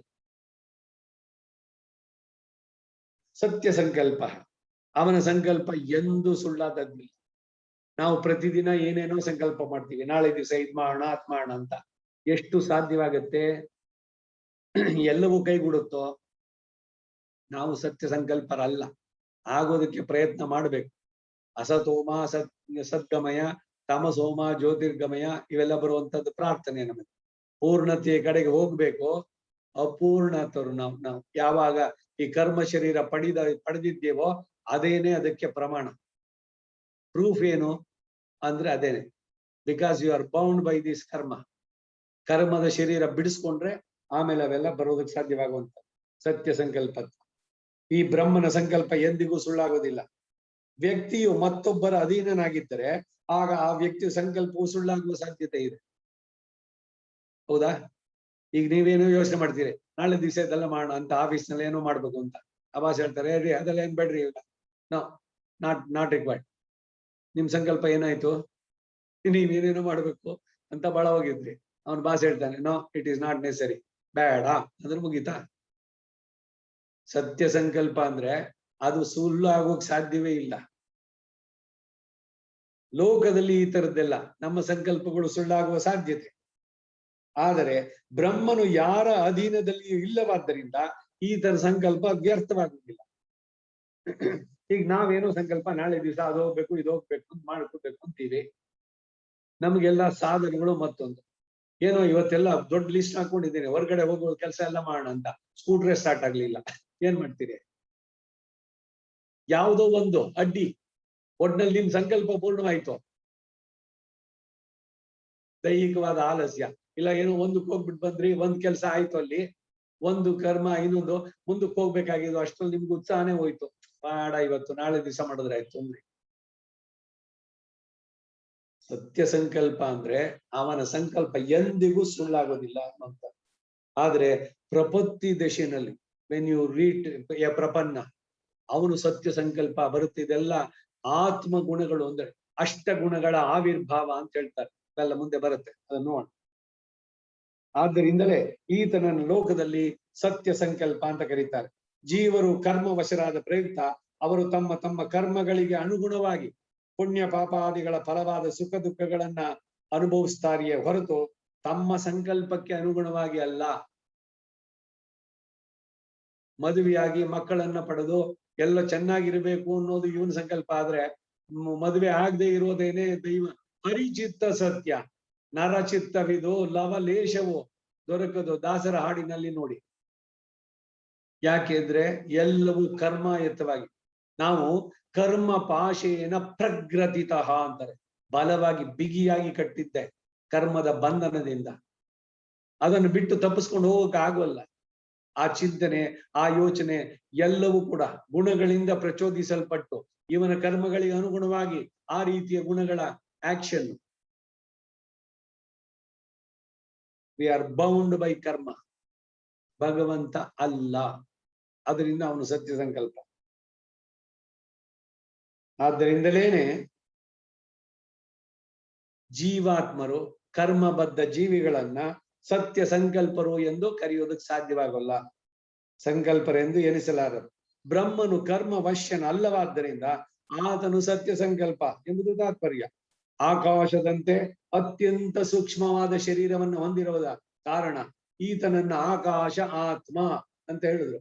ಆಕಾಶಕ್ಕಿಂತಲೂ ಬ್ರಹ್ಮನು ವಸ್ತುಶಃ ಅತ್ಯಂತ ಸೂಕ್ಷ್ಮನೇ ಆಗಿದ್ರು ಕೂಡ ಸಹ ಲೋಕದಲ್ಲಿ ಅತ್ಯಂತ ಸೂಕ್ಷ್ಮವಾದ ವಸ್ತು ಎಂದು ಪ್ರಸಿದ್ಧವಾದದ್ದು ಆಕಾಶವಾದ್ದರಿಂದ ಅದನ್ನಿಲ್ಲಿ ದೃಷ್ಟಾಂತ ಎಂದು ತೆಗೆದುಕೊಂಡಿದೆ. ಅಥವಾ ಆ ಸಮಂತಾತ್ ಕಾಶತೆ ಇತಿ ಆಕಾಶ. ನೋಡಿ, ಆಕಾಶ ಅನ್ನೋ ಪದ ಹೆಂಗ್ ಬಂತು? ಆ ಸಮಂತಾತ್ ಕಾಶತೆ ಇತಿ ಆಕಾಶ ಎಂಬ ವ್ಯುತ್ಪತ್ತಿಯನ್ನು ತೆಗೆದುಕೊಂಡಾಗ ಎಲ್ಲೆಡೆಯೂ ಪ್ರಕಾಶಮಾನವಾದ ಸ್ವರೂಪ ಉಳ್ಳವನಾದ್ದರಿಂದ ಬ್ರಹ್ಮನು ಅವನು ಬ್ರಹ್ಮನನ್ನ ಆಕಾಶ ಆತ್ಮ ಅಂತ ಹೇಳ್ಬಹುದಾಗಿದೆ. ಹಿಂದೆ ಭಾರೂಪ ಎಂಬ ಪದದಿಂದಲೇ ಬ್ರಹ್ಮನಿಗೆ ಪ್ರಕಾಶಾತ್ಮಕತ್ವವನ್ನ ಹೇಳಿದ್ದಾದ್ದರಿಂದ ಆಕಾಶ ಆತ್ಮ ಎಂಬ ಪದಕ್ಕೂ ಸಂದೇಹ ಸರಿಯಲ್ಲ. ಏಕೆಂದರೆ ಭಾರೂಪ ಎಂಬ ಪದದಿಂದ ಈ ಬ್ರಹ್ಮನ ದೇಹವು ಪ್ರಕಾಶಾತ್ಮಕ ಎಂದು ನಿರೂಪಿಸಲಾಗಿದೆ. ಅದಕ್ಕೆ ಅವನನ್ನ ಪರಂಜ್ಯೋತಿ, ಜ್ಯೋತಿ ಸ್ವರೂಪ ಅಂದ್ರು. ಕರ್ಮದ ಶರೀರ ಇಲ್ಲ ಅವನಿಗೆ, ಅವನಿಗೆ ಶರೀರವೇ ಇಲ್ಲ ಅಂತಲ್ಲ. ನಿರ್ಗುಣ, ನಿರಾಕಾರ ಇವೆಲ್ಲ ಹೇಳಿದ್ರ ಪದ ಏನು ಅಂದ್ರೆ ಕರ್ಮದಿಂದ ಆದಂತಹ ಪದಗಳಲ್ಲ. ಇದು ನಮ್ಮ ವಿಶಿಷ್ಟಾದ್ವೈತ ಭಾಷ್ಯ. ಅವನಿಗೆ ಗುಣವೇ ಇಲ್ಲ, ಅವನಿಗೆ ಆಕಾರವೇ ಇಲ್ಲ, ನಿರಾಕಾರ ನಿರ್ಗುಣ ಇವೆಲ್ಲ ಹೇಳಿದ್ರೆ ಗುಣವೇ ಇಲ್ಲ, ಗುಣವೂ ಇಲ್ಲ, ಆಕಾರವೂ ಇಲ್ಲ, ಮತ್ತೆ ಹೆಂಗಿದಾನವನು? ಹಿಂಗೆ ಅಂತ ಹೇಳೋಕ್ಕಾಗಲ್ಲ. ಇದೆಲ್ಲ ಬೇರೆಯವರ ವ್ಯಾಖ್ಯಾನ. ನಾವ್ ಹೇಳುದು ಕರ್ಮದಿಂದ ಆದಂತಹದ್ದಿಲ್ಲ ಅವನಿಗೆ. ಕರ್ಮಾತೀತನಾದವನವನು, ಪೂರ್ಣ ಜ್ಞಾನ ಸ್ವರೂಪದಲ್ಲಿರುವಂತವನು, ಎಲ್ಲವನ್ನು ವ್ಯಾಪಿಸಬಲ್ಲ. ಅಣೋರಣೀಯಾನ್ ಮಹತೋ ಮಹೀಯಾನ್ ಅಂತ ಹೇಳುವಾಗೆ ಈ ಆಕಾಶಾತ್ಮ ಎಂಬ ಪದದಲ್ಲಿ ಸ್ವರೂಪವು ಪ್ರಕಾಶಾತ್ಮಕ ಎಂದು ಹೇಳಿರುವ ಕಾರಣ ಎರಡು ಕಡೆಯಲ್ಲೂ ಹೇಳಿದ್ದು ಬೇರೆ ಬೇರೆ. ಆದ್ದರಿಂದ ಪೌನರುಕ್ತ್ಯ ಎಂಬ ದೋಷ ಇಲ್ಲ ಎಂಬ ತಾತ್ಪರ್ಯ. ಯಾವುದು ಕ್ರಿಯೆಗೆ ಒಳಗಾಗುತ್ತೋ ಅದನ್ನು ಕರ್ಮ ಅಂತ ಹೇಳ್ತಾರೆ. ಜಗತ್ತೆಲ್ಲವೂ ಬ್ರಹ್ಮನ ಸೃಷ್ಟಿ ಸ್ಥಿತಿ ಮುಂತಾದ ಕ್ರಿಯೆಗೆ ಒಳಗಾಗುತ್ತದೆ. ಆದ್ದರಿಂದ ಆ ಬ್ರಹ್ಮನನ್ನ ಸರ್ವಕರ್ಮ ಎಂದು ಹೇಳಲಾಗುತ್ತೆ. ಸರ್ವವು ಯಾರ ಕ್ರಿಯೆಗೆ ಕರ್ಮವಾಗಿದೆಯೋ ಆತನೇ ಸರ್ವಕರ್ಮ ಎಂದು ತಾತ್ಪರ್ಯ. ಯಾವುದನ್ನ ಇಚ್ಛಿಸುತ್ತೇವೆಯೋ ಅದು ಕಾಮ. ಎಲ್ಲರೂ ಕಲ್ಯಾಣ ಗುಣಗಳನ್ನೇ ಅರ್ಥಾತ್ ಮಂಗಲಕರವಾದ ಗುಣಗಳನ್ನೇ ಪರಮಾತ್ಮನಿಂದ ಪಡೆಯಲು ಇಚ್ಛಿಸ್ತಾರೆ. ಎಲ್ಲರಿಗೂ ಇಷ್ಟನಾದ ಪ್ರಯುಕ್ತ ಈ ಪರಬ್ರಹ್ಮನು ಸರ್ವಕಾಮ ಎಂದು ಕರೆಸ್ಕೊಳ್ತಾನೆ. ಬ್ರಹ್ಮನನ್ನ ಸರ್ವಗಂಧ ಸರ್ವರಸಃ ಎಂದು ಉಪನಿಷತ್ತು ಹೇಳಿದೆ. ಆದರೆ ಮತ್ತೊಂದು ಕಡೆಯಲ್ಲಿ ಇದೇ ಉಪನಿಷತ್ತು ಅಶಬ್ದಂ ಅಸ್ಪರ್ಶಂ ಅರೂಪಂ ಅವ್ಯಯಂ ತಥಾ ರಸಂ ನಿತ್ಯಂ ಅಗಂಧವಚ್ಚಯತೆ ಎಂಬ ಮಂತ್ರದಲ್ಲಿ ಬ್ರಹ್ಮನಲ್ಲಿ ರೂಪ ರಸ ಗಂಧ ಸ್ಪರ್ಶಾದಿಗಳು ಯಾವುದೂ ಇಲ್ಲ ಎಂದು ಸ್ಪಷ್ಟವಾಗಿ ಗಂಧಾದಿಗಳನ್ನು ನಿಷೇಧಿಸಲಾಗಿದೆ. ಆದ್ದರಿಂದ ಪರಸ್ಪರ ಇದು ವಿರೋಧ ಅಲ್ಲವೇ ಅಂದರೆ ಇಲ್ಲ. ಯಾಕೆಂದ್ರೆ ಅಶಬ್ದಂ ಅಸ್ಪರ್ಶಂ ಮುಂತಾದ ಮಂತ್ರದಿಂದ ಪ್ರಾಕೃತವಾದ ರೂಪಾದಿಗಳನ್ನು ನಿಷೇಧಿಸಿದೆ. ನಮಗೆ ಕಿವಿ ಶ್ರವಣೇಂದ್ರಿಯ ಇದೆ, ವಯಸ್ಸಾದ್ಮೇಲೆ ಕಿವಿ ತೋಟ ದೂರ ಅಂತ ತಮಾಷೆ ಮಾಡ್ತಾರಲ್ಲ, ಶ್ರವಣ ಶಕ್ತಿ ಹೋಯಿತು. ಆತರ ಭಗವಂತ is dependent on his sense ಅಥವಾ ಇಯರ್ ಅನ್ನೋದು ಕಿವಿಯ ಕೇಳೋದಕ್ಕೆ ಒಂದು ಸಾಧನ, ಶ್ರವಣೇಂದ್ರಿಯ. ಆ ರೀತಿ ಅವನು ಈ ಪ್ರಾಕೃತವಾದಂತಹ ಇವುಗಳಿಗೆ ಅದರ ಮೇಲೆ ಅವಲಂಬಿಸಿಲ್ಲ. ಅಶಬ್ದಂ ಅಸ್ಪರ್ಶಂ ಮುಂತಾದ ಮಂತ್ರದಿಂದ ಪ್ರಾಕೃತವಾದ ರೂಪಾದಿಗಳನ್ನು ನಿಷೇಧಿಸಿ ಹೊರತು ಅಪ್ರಾಕೃತವಾದ ರೂಪರಸಾದಿಗಳನ್ನಲ್ಲ. ಭಗವಂತನಿಗೆ ಶರೀರ ಇಲ್ಲ ಅಂತಂದ್ರೆ ನಮ್ಮಂತೆ ಕರ್ಮದ ಶರೀರ ಇಲ್ಲ. ಅವನು ಮನಸ್ಸು ಮಾಡಿದ್ರೆ ಏನ್ ಬೇಕಾದ್ರೂ ಶರೀರ ತಗೋಬಲ್ಲ. ಒಂದೇ ಸಮಯದಲ್ಲಿ ಅನೇಕ ಶರೀರಗಳು ಎಲ್ಲ ಕಡೆಯಲ್ಲೂ ಇರಬಲ್ಲ, ಎಲ್ಲ ಅವಸ್ಥೆಗಳಲ್ಲೂ ಇರಬಲ್ಲ. ಸರ್ವಾವಸ್ಥ, ಸರ್ವದೇಶ, ಸರ್ವಕಾಲ, ಸರ್ವಾವಸ್ಥಾ, ಸರ್ವಾವಸ್ತೂಚಿತ. ಗದ್ಯದಲ್ಲಿ ಆ ಗದ್ಯ, ಶರಣಾಗತಿ ಗದ್ಯ, ವೈಕುಂಠ ಗದ್ಯ, ಶ್ರೀರಂಗ ಗದ್ಯ ಇದೆಯಲ್ಲ, ಬಹಳ ಸ್ಪಷ್ಟವಾಗಿ ಭಗವಂತನನ್ನ ವರ್ಣನೆ ಮಾಡ್ತಾರೆ.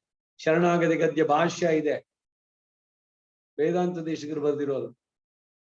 ಅನಂತರಂಗಾಚಾರ್ಯ ಅದನ್ನು ಅನುವಾದ ಮಾಡಿದ್ದಾರೆ, ಸಪರೇಟ್ ಆಗಿ ಹಾಕಿದ್ದಾರೆ ಬುಕ್, ಶರಣಾಗತಿ ಗದ್ಯ ಭಾಷ್ಯ ಅಂತ.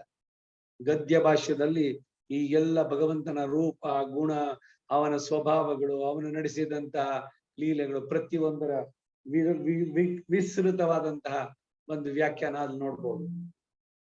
ಸೊ ಎಲ್ಲೂ ಕೂಡ ದಿರ್ ಇಸ್ ನೋ ಕಾಂಟ್ರಡಿಕ್ಷನ್.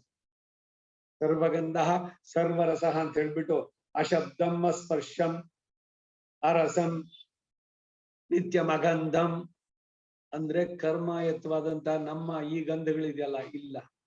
ಅವನು ದಿವ್ಯವಾದಂತಹದ್ದು ಪಡೆದವನು, ಕರ್ಮದಿಂದ ಆದ ಯಾವುದೂ ಇಲ್ಲ ಅವನಿಗೆ.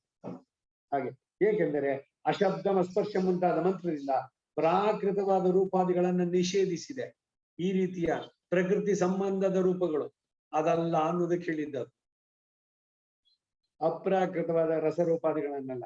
ಪ್ರಕೃತದಲ್ಲಿ ಬ್ರಹ್ಮನಲ್ಲಿ ಅಪ್ರಾಕೃತವು ಭಗವಂತನಲ್ಲಿ ಮಾತ್ರ ಇರುವ ಕಾರಣ, ಅಸಾಧಾರಣವಾದದ್ದು ಎನಿಸಿರುವಂತಹ ಗಂಧ ರಸಗಳನ್ನು ಹೇಳಿರುವ ಕಾರಣ ಪರಸ್ಪರವಾಗಿ ಇಲ್ಲಿ ವಿರೋಧ ಇಲ್ಲ. ಇಂತಹ ಬ್ರಹ್ಮನು ಸಕಲ ಚರಾಚರಾತ್ಮಕವಾದಂತಹ ಈ ಪ್ರಪಂಚದ ಎಲ್ಲೆಡೆಯಲ್ಲೂ ವ್ಯಾಪಿಸಿಕೊಂಡಿದ್ದಾನೆ. ಅವನಿಲ್ಲದ ಸ್ಥಳವೇ ಇಲ್ಲ. ಎಳ್ಳು ಕೊನೆ ಮುಳ್ಳಿನ ತುದಿ ಎಲ್ಲದರಲ್ಲೂ ನಮ್ಮ ಲಕ್ಷ್ಮೀ ವಲ್ಲಭನಿದ್ದಾನೆ. ಚಿಂತ್ಯಾಕೆ ಮಾಡುತ್ತಿ ಚಿನ್ಮಯನಿದ್ದಾನೆ. ಚಿಂತಾ ರತ್ನ ಎನ್ನುವಂತ ಅನಂತನಿದ್ದಾನೆ. ಈ ಬ್ರಹ್ಮನು ಅವಾಗಿ ಅರ್ಥಾತ್ ಮಾತಿಲ್ಲದವನು ಎಂದು ಕರೆಸುವವನು. ಅವನೇಕೆ ಮಾತಿಲ್ಲದವನು ಎಂಬ ಪ್ರಶ್ನೆಗೆ ಮುಂದಿನ ಅನಾದರಹ ಎಂಬ ಪದ ಉತ್ತರ ಹೇಳ್ತು. ಈತನ ವಾಪ್ತ ಸಮಸ್ತ ಕಾಮನೆನಿಸಿದ್ದಾನೆ. ಅರ್ಥಾತ್ ಇನ್ನು ಹೊಂದಬೇಕಾದದ್ದನ್ನೆಲ್ಲ ಹೊಂದಿಯಾಗಿದೆ, ಇನ್ನು ಪಡೆಯಬೇಕಾದದ್ದೇನಿಲ್ಲ. ಅದು ಏನೋ ಇನ್ನೊಂದ್ ಸ್ವಲ್ಪ ಇನ್ನೊಂದು ಇದ್ರೆ ಆಯ್ತು ಅಂತ ಎಲ್ಲವೂ ಬಂದಾಯ್ತು. ಇನ್ನು ಮತ್ತೆ ಅವನಿಗೇನು ಹೇಳ್ತೀವಿ, ಅಯ್ಯೋ ಎಲ್ಲ ಇದೆ, ಯಾವುದೂ ಇಲ್ಲ, ಅವನು ಪಡಬೇಕಾದದ್ದು. ಆದ್ದರಿಂದ ಯಾವ ವಸ್ತುವಿನ ಬಗ್ಗೆಗೂ ಈತನಿಗೆ ಆದರ ಇಲ್ಲ. ಯಾವುದಾದ್ರೂ ವಸ್ತುವನ್ನು ಪಡೆಯಬೇಕು ಅಂತ ಅನಿಸಿದ್ರೆ ಆಗ ಆ ವಸ್ತುವಿನ ಬಗ್ಗೆ ಆದರ ಹುಟ್ಟುವಂತದ್ದು ಸಹಜ. ಯಾವುದೇ ವಸ್ತುವನ್ನು ಪಡೆಯಬೇಕಾದ ಅವಶ್ಯಕತೆ ಆತನಿಗೆ ಇಲ್ಲದೆ ಇರೋದ್ರಿಂದ ಯಾವ ವಸ್ತುವಿನ ಬಗೆಗೂ ಕೂಡ ಆದರ ಇಲ್ಲ. ಆದ್ದರಿಂದ ಈತನು ಅನಾದರಹ. ಒಂದು ವಸ್ತುವಿನ ಬಗೆಗೆ ಆದರ ಇದ್ದಾಗ ಆ ವಸ್ತುವಿನ ಬಗೆಗೆ ವಿಶೇಷವಾದ ಮಾತಿನ ಪ್ರಸ್ತಾಪ ಉಂಟಾಗುತ್ತೆ. ಅಯ್ಯೋ ತುಂಬಾ ಚೆನ್ನಾಗಿದೆ, ಅದೆಲ್ಲೋ ಅವ್ರು ನೋಡಿದ್ವಿ, ಇಲ್ಲಿ ನೋಡಿದ್ವಿ, ಅದ್ ನಾವು ತಗೊಂಡಿದ್ದು ಚೆನ್ನಾಗಿತ್ತಲ್ವಾ, ಮುಂದಕ್ಕೆಲ್ಲ ಶುರುವಾಗುತ್ತೆ. ಅಯ್ಯಲ್ಲಿ ಸಿಗುತ್ತೆ, ಅದ್ ನೋಡೋಣ, ಇಂಟರ್ನೆಟ್ ನಲ್ಲಿ ಹುಡುಕಿ ಅದಕ್ಕೆ ಎಷ್ಟಿದೆ ಬೆಲೆ, ಎಲ್ಲಿ ಕಡಿಮೆಗೆ ಸಿಗ್ಬೋದು, ಚೆನ್ನಾಗಿದ್ಯಾ, ಎಷ್ಟೆಲ್ಲ ನೋಡಿ ಪ್ರಯತ್ನ.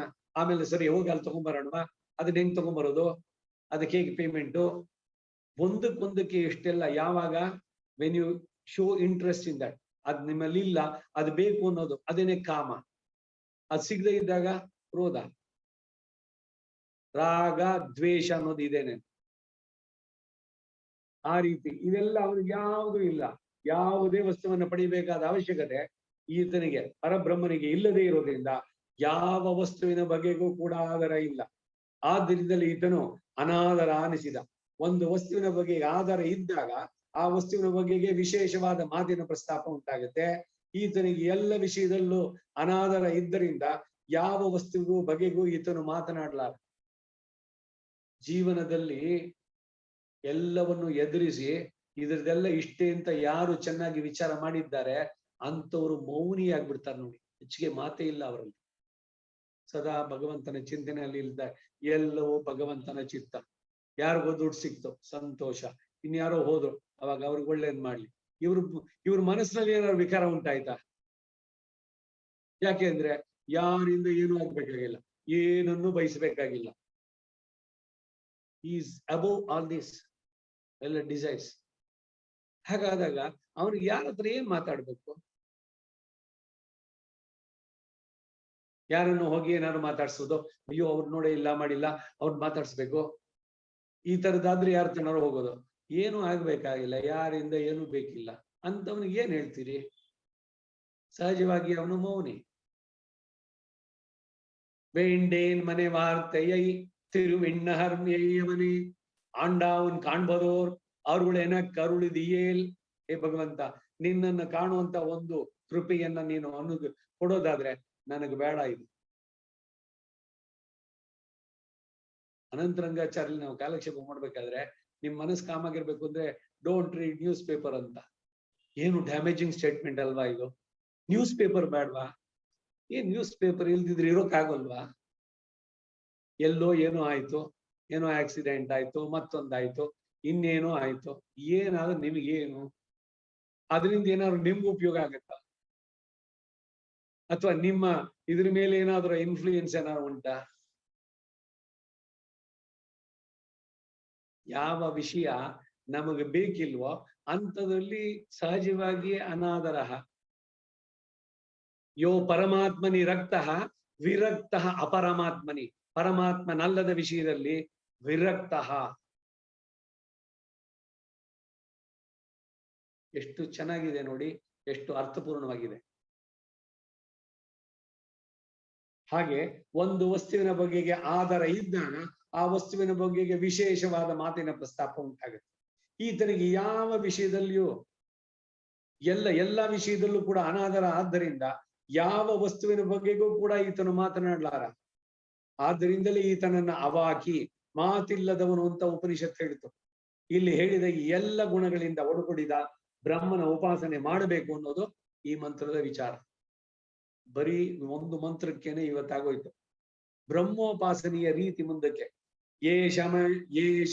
ಏಷಮೇ ಬರೋದು. ಏಷಮ ಆತ್ಮಾಂತರ್ಹೃದಯೇ ಅಣಿಯಾನ್ ವ್ರೀಹೇರ್ವಾ ಯವಾದ್ವಾ ಸರ್ಷಪಾದ್ವಾ ಶಾಮಾಕಾದ್ವಾ ಶಾಮಾಕತಂಡುಲಾದ್ವಾ ಏಷಮ ಆತ್ಮ ಅಂತರ್ಹೃದಯೇ ಏಷಮಾತ್ಮಾಂತರ್ಹೃದಯೇ ಜಾಯಾನ್ ಪೃಥಿವ್ಯಾ ಜಾಯಾನ್ ಅಂತರಿಕ್ಷಾ ಜಾಯಾನ್ ದಿವೋ ಜಾಯಾನೇಭ್ಯೋ ಲೋಕೇಭ್ಯಃ. ಈ ಶ್ಲೋಕ ಮೂರನೇದು ಮಂತ್ರದ ಅರ್ಥ. ಮೇ ನನ್ನ ಹೃದಯ ಅಂತಹ ಹೃದಯದ ಒಳಗೆ ವ್ರೀಹೇ ವಾ ಭತ್ತಕ್ಕಿಂತಲೂ, ವ್ರೀಹಿ ಅಂದ್ರೆ ಭತ್ತ, ಯವಾತ್ ವಾ ಗೋಧಿಯ ಕಾಳಿಗಿಂತಲೂ, ವ್ರೀಹಿ ಯವಾ ತಂಡುಲಾನೆ ಉಪರಿ ನಿಕ್ಷಿಪ್ಯ ಉದಕ್ಷಾಂತಿನಲ್ಲೂ ಸೇರಿಸ್ಬೇಕಾದ್ರೆ ಇಲ್ಲಿ ಏಷಮ ಆತ್ಮ ಬಂತಲ್ಲ, ಏಷಮೇ ಆತ್ಮ. ಮೇ ಅನ್ನೋದು ಮುಂದೆ ಸ್ವರ ಇರೋದ್ರಿಂದ ಅದು ಮಾ ಆಯ್ತು. ವಿಷ್ಣವೇ ವಿಷ್ಣವ ಇದಂ ನಮಃ ಅಂದಾಗ ಆ ರೀತಿನಲ್ಲಿ ಇಲ್ಲಿ ಮೇ ಅನ್ನೋದು ಪದ. ನನ್ನ ಹೃದಯ ಅಂತಹ ಹೃದಯದ ಒಳಗೆ ವ್ರೀಹೇವ ಭತ್ತಕ್ಕಿಂತಲೂ, ಯವಾದ್ವಾ ಗೋಧಿ ಕಾಳಿಗಿಂತಲೂ, ಸರ್ಷಪಾದ್ವಾ ಸಾಸಿವೆ ಕಾಳಿಗಿಂತಲೂ, ಶಾಮಾಕಾದ್ವಾ ನವಣಿಯ ಕಾಳಿಗಿಂತಲೂ, ಶಾಮಾಕ ತಂಡುಲಾದ್ವಾ ನವಣಿಯ ಅಕ್ಕಿಗಿಂತಲೂ, ಅಣಿಯಾನ್ ಸೂಕ್ಷ್ಮನಾದಂತಹ ಆತ್ಮ ಪರಮಾತ್ಮನು ಉಪಾಸನೆಗಾಗಿ ಇರ್ತಾನೆ ಎಂದರ್ಥ.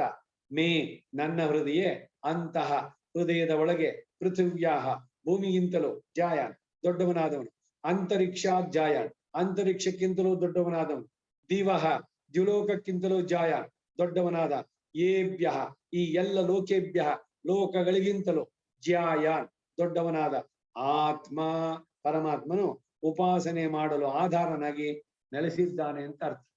ತಾತ್ಪರ್ಯ, ಮನೋಮಯತ್ವಾದಿ ಗುಣಗಳಿಂದ ವಿಶಿಷ್ಟನಾದ ಈ ಬ್ರಹ್ಮನು ಭತ್ತದ ಕಣಕ್ಕಿಂತಲೂ, ಗೋಧಿಯ ಕಣಕ್ಕಿಂತಲೂ, ಸಾಸಿವೆ ಕಾಳಿಗಿಂತಲೂ, ನವಣೆಯ ಧಾನ್ಯ ಅಥವಾ ನವಣೆಯ ಅಕ್ಕಿಗಿಂತಲೂ ಅತ್ಯಂತ ಸೂಕ್ಷ್ಮವಾದ ರೂಪದಿಂದ ನನ್ನ ಹೃದಯ ಗುಹೆಯಲ್ಲಿ ಬ್ರಹ್ಮನು ವಾಸಿಸುತ್ತಾ ಉಪಾಸನೆಗೆ ಆಧಾರನಾಗಿದ್ದಾನೆ.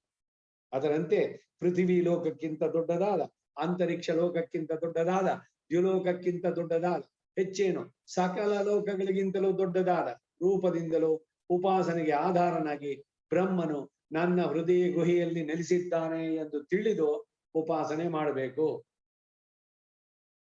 ಅಂತಃ ಪ್ರವಿಷ್ಟ ಶಾಸ್ತ್ರ ಜನಾನಾಂ ಸರ್ವಾತ್ಮ. ರಂಗರಾಮಾನುಜ ಭಾಷ್ಯ. ये शम आ इत्यादि मदीये हृदये व्रीह्यादि अपेक्षया अल्पत्वेन एष परमात्मा उपासनार्थम् अवस्थित इत्यर्थः। तथानुसन्धानं कर्तव्यमिति भावः। अन्तर्हृदये अवस्थितस्य उपास्यमानस्य प्राप्यकारमनुसन्धेयं निर्दिशति। येषम आत्मान्तर्हृदये जायानित्यादिना अन्तर्हृदये विद्यमानोऽपि स्वरूपतो निरतिशय परिमाणः इत्यर्थः। ರಂಗರಾಮಾನುಜ ಭಾಷ್ಯ ಅಲ್ಲಿ ನಿಲ್ಸ್ಕೊಂಡಿರೋಣ. ಇದರ ಅನುವಾದ ಏನು ಅನ್ನೋದನ್ನ ಮುಂದಿನ ವಾರ ನೋಡೋಣ. ಸರ್ವಂ ಶ್ರೀ ವಾಸುದೇವಾರ್ಪಣಮಸ್ತು.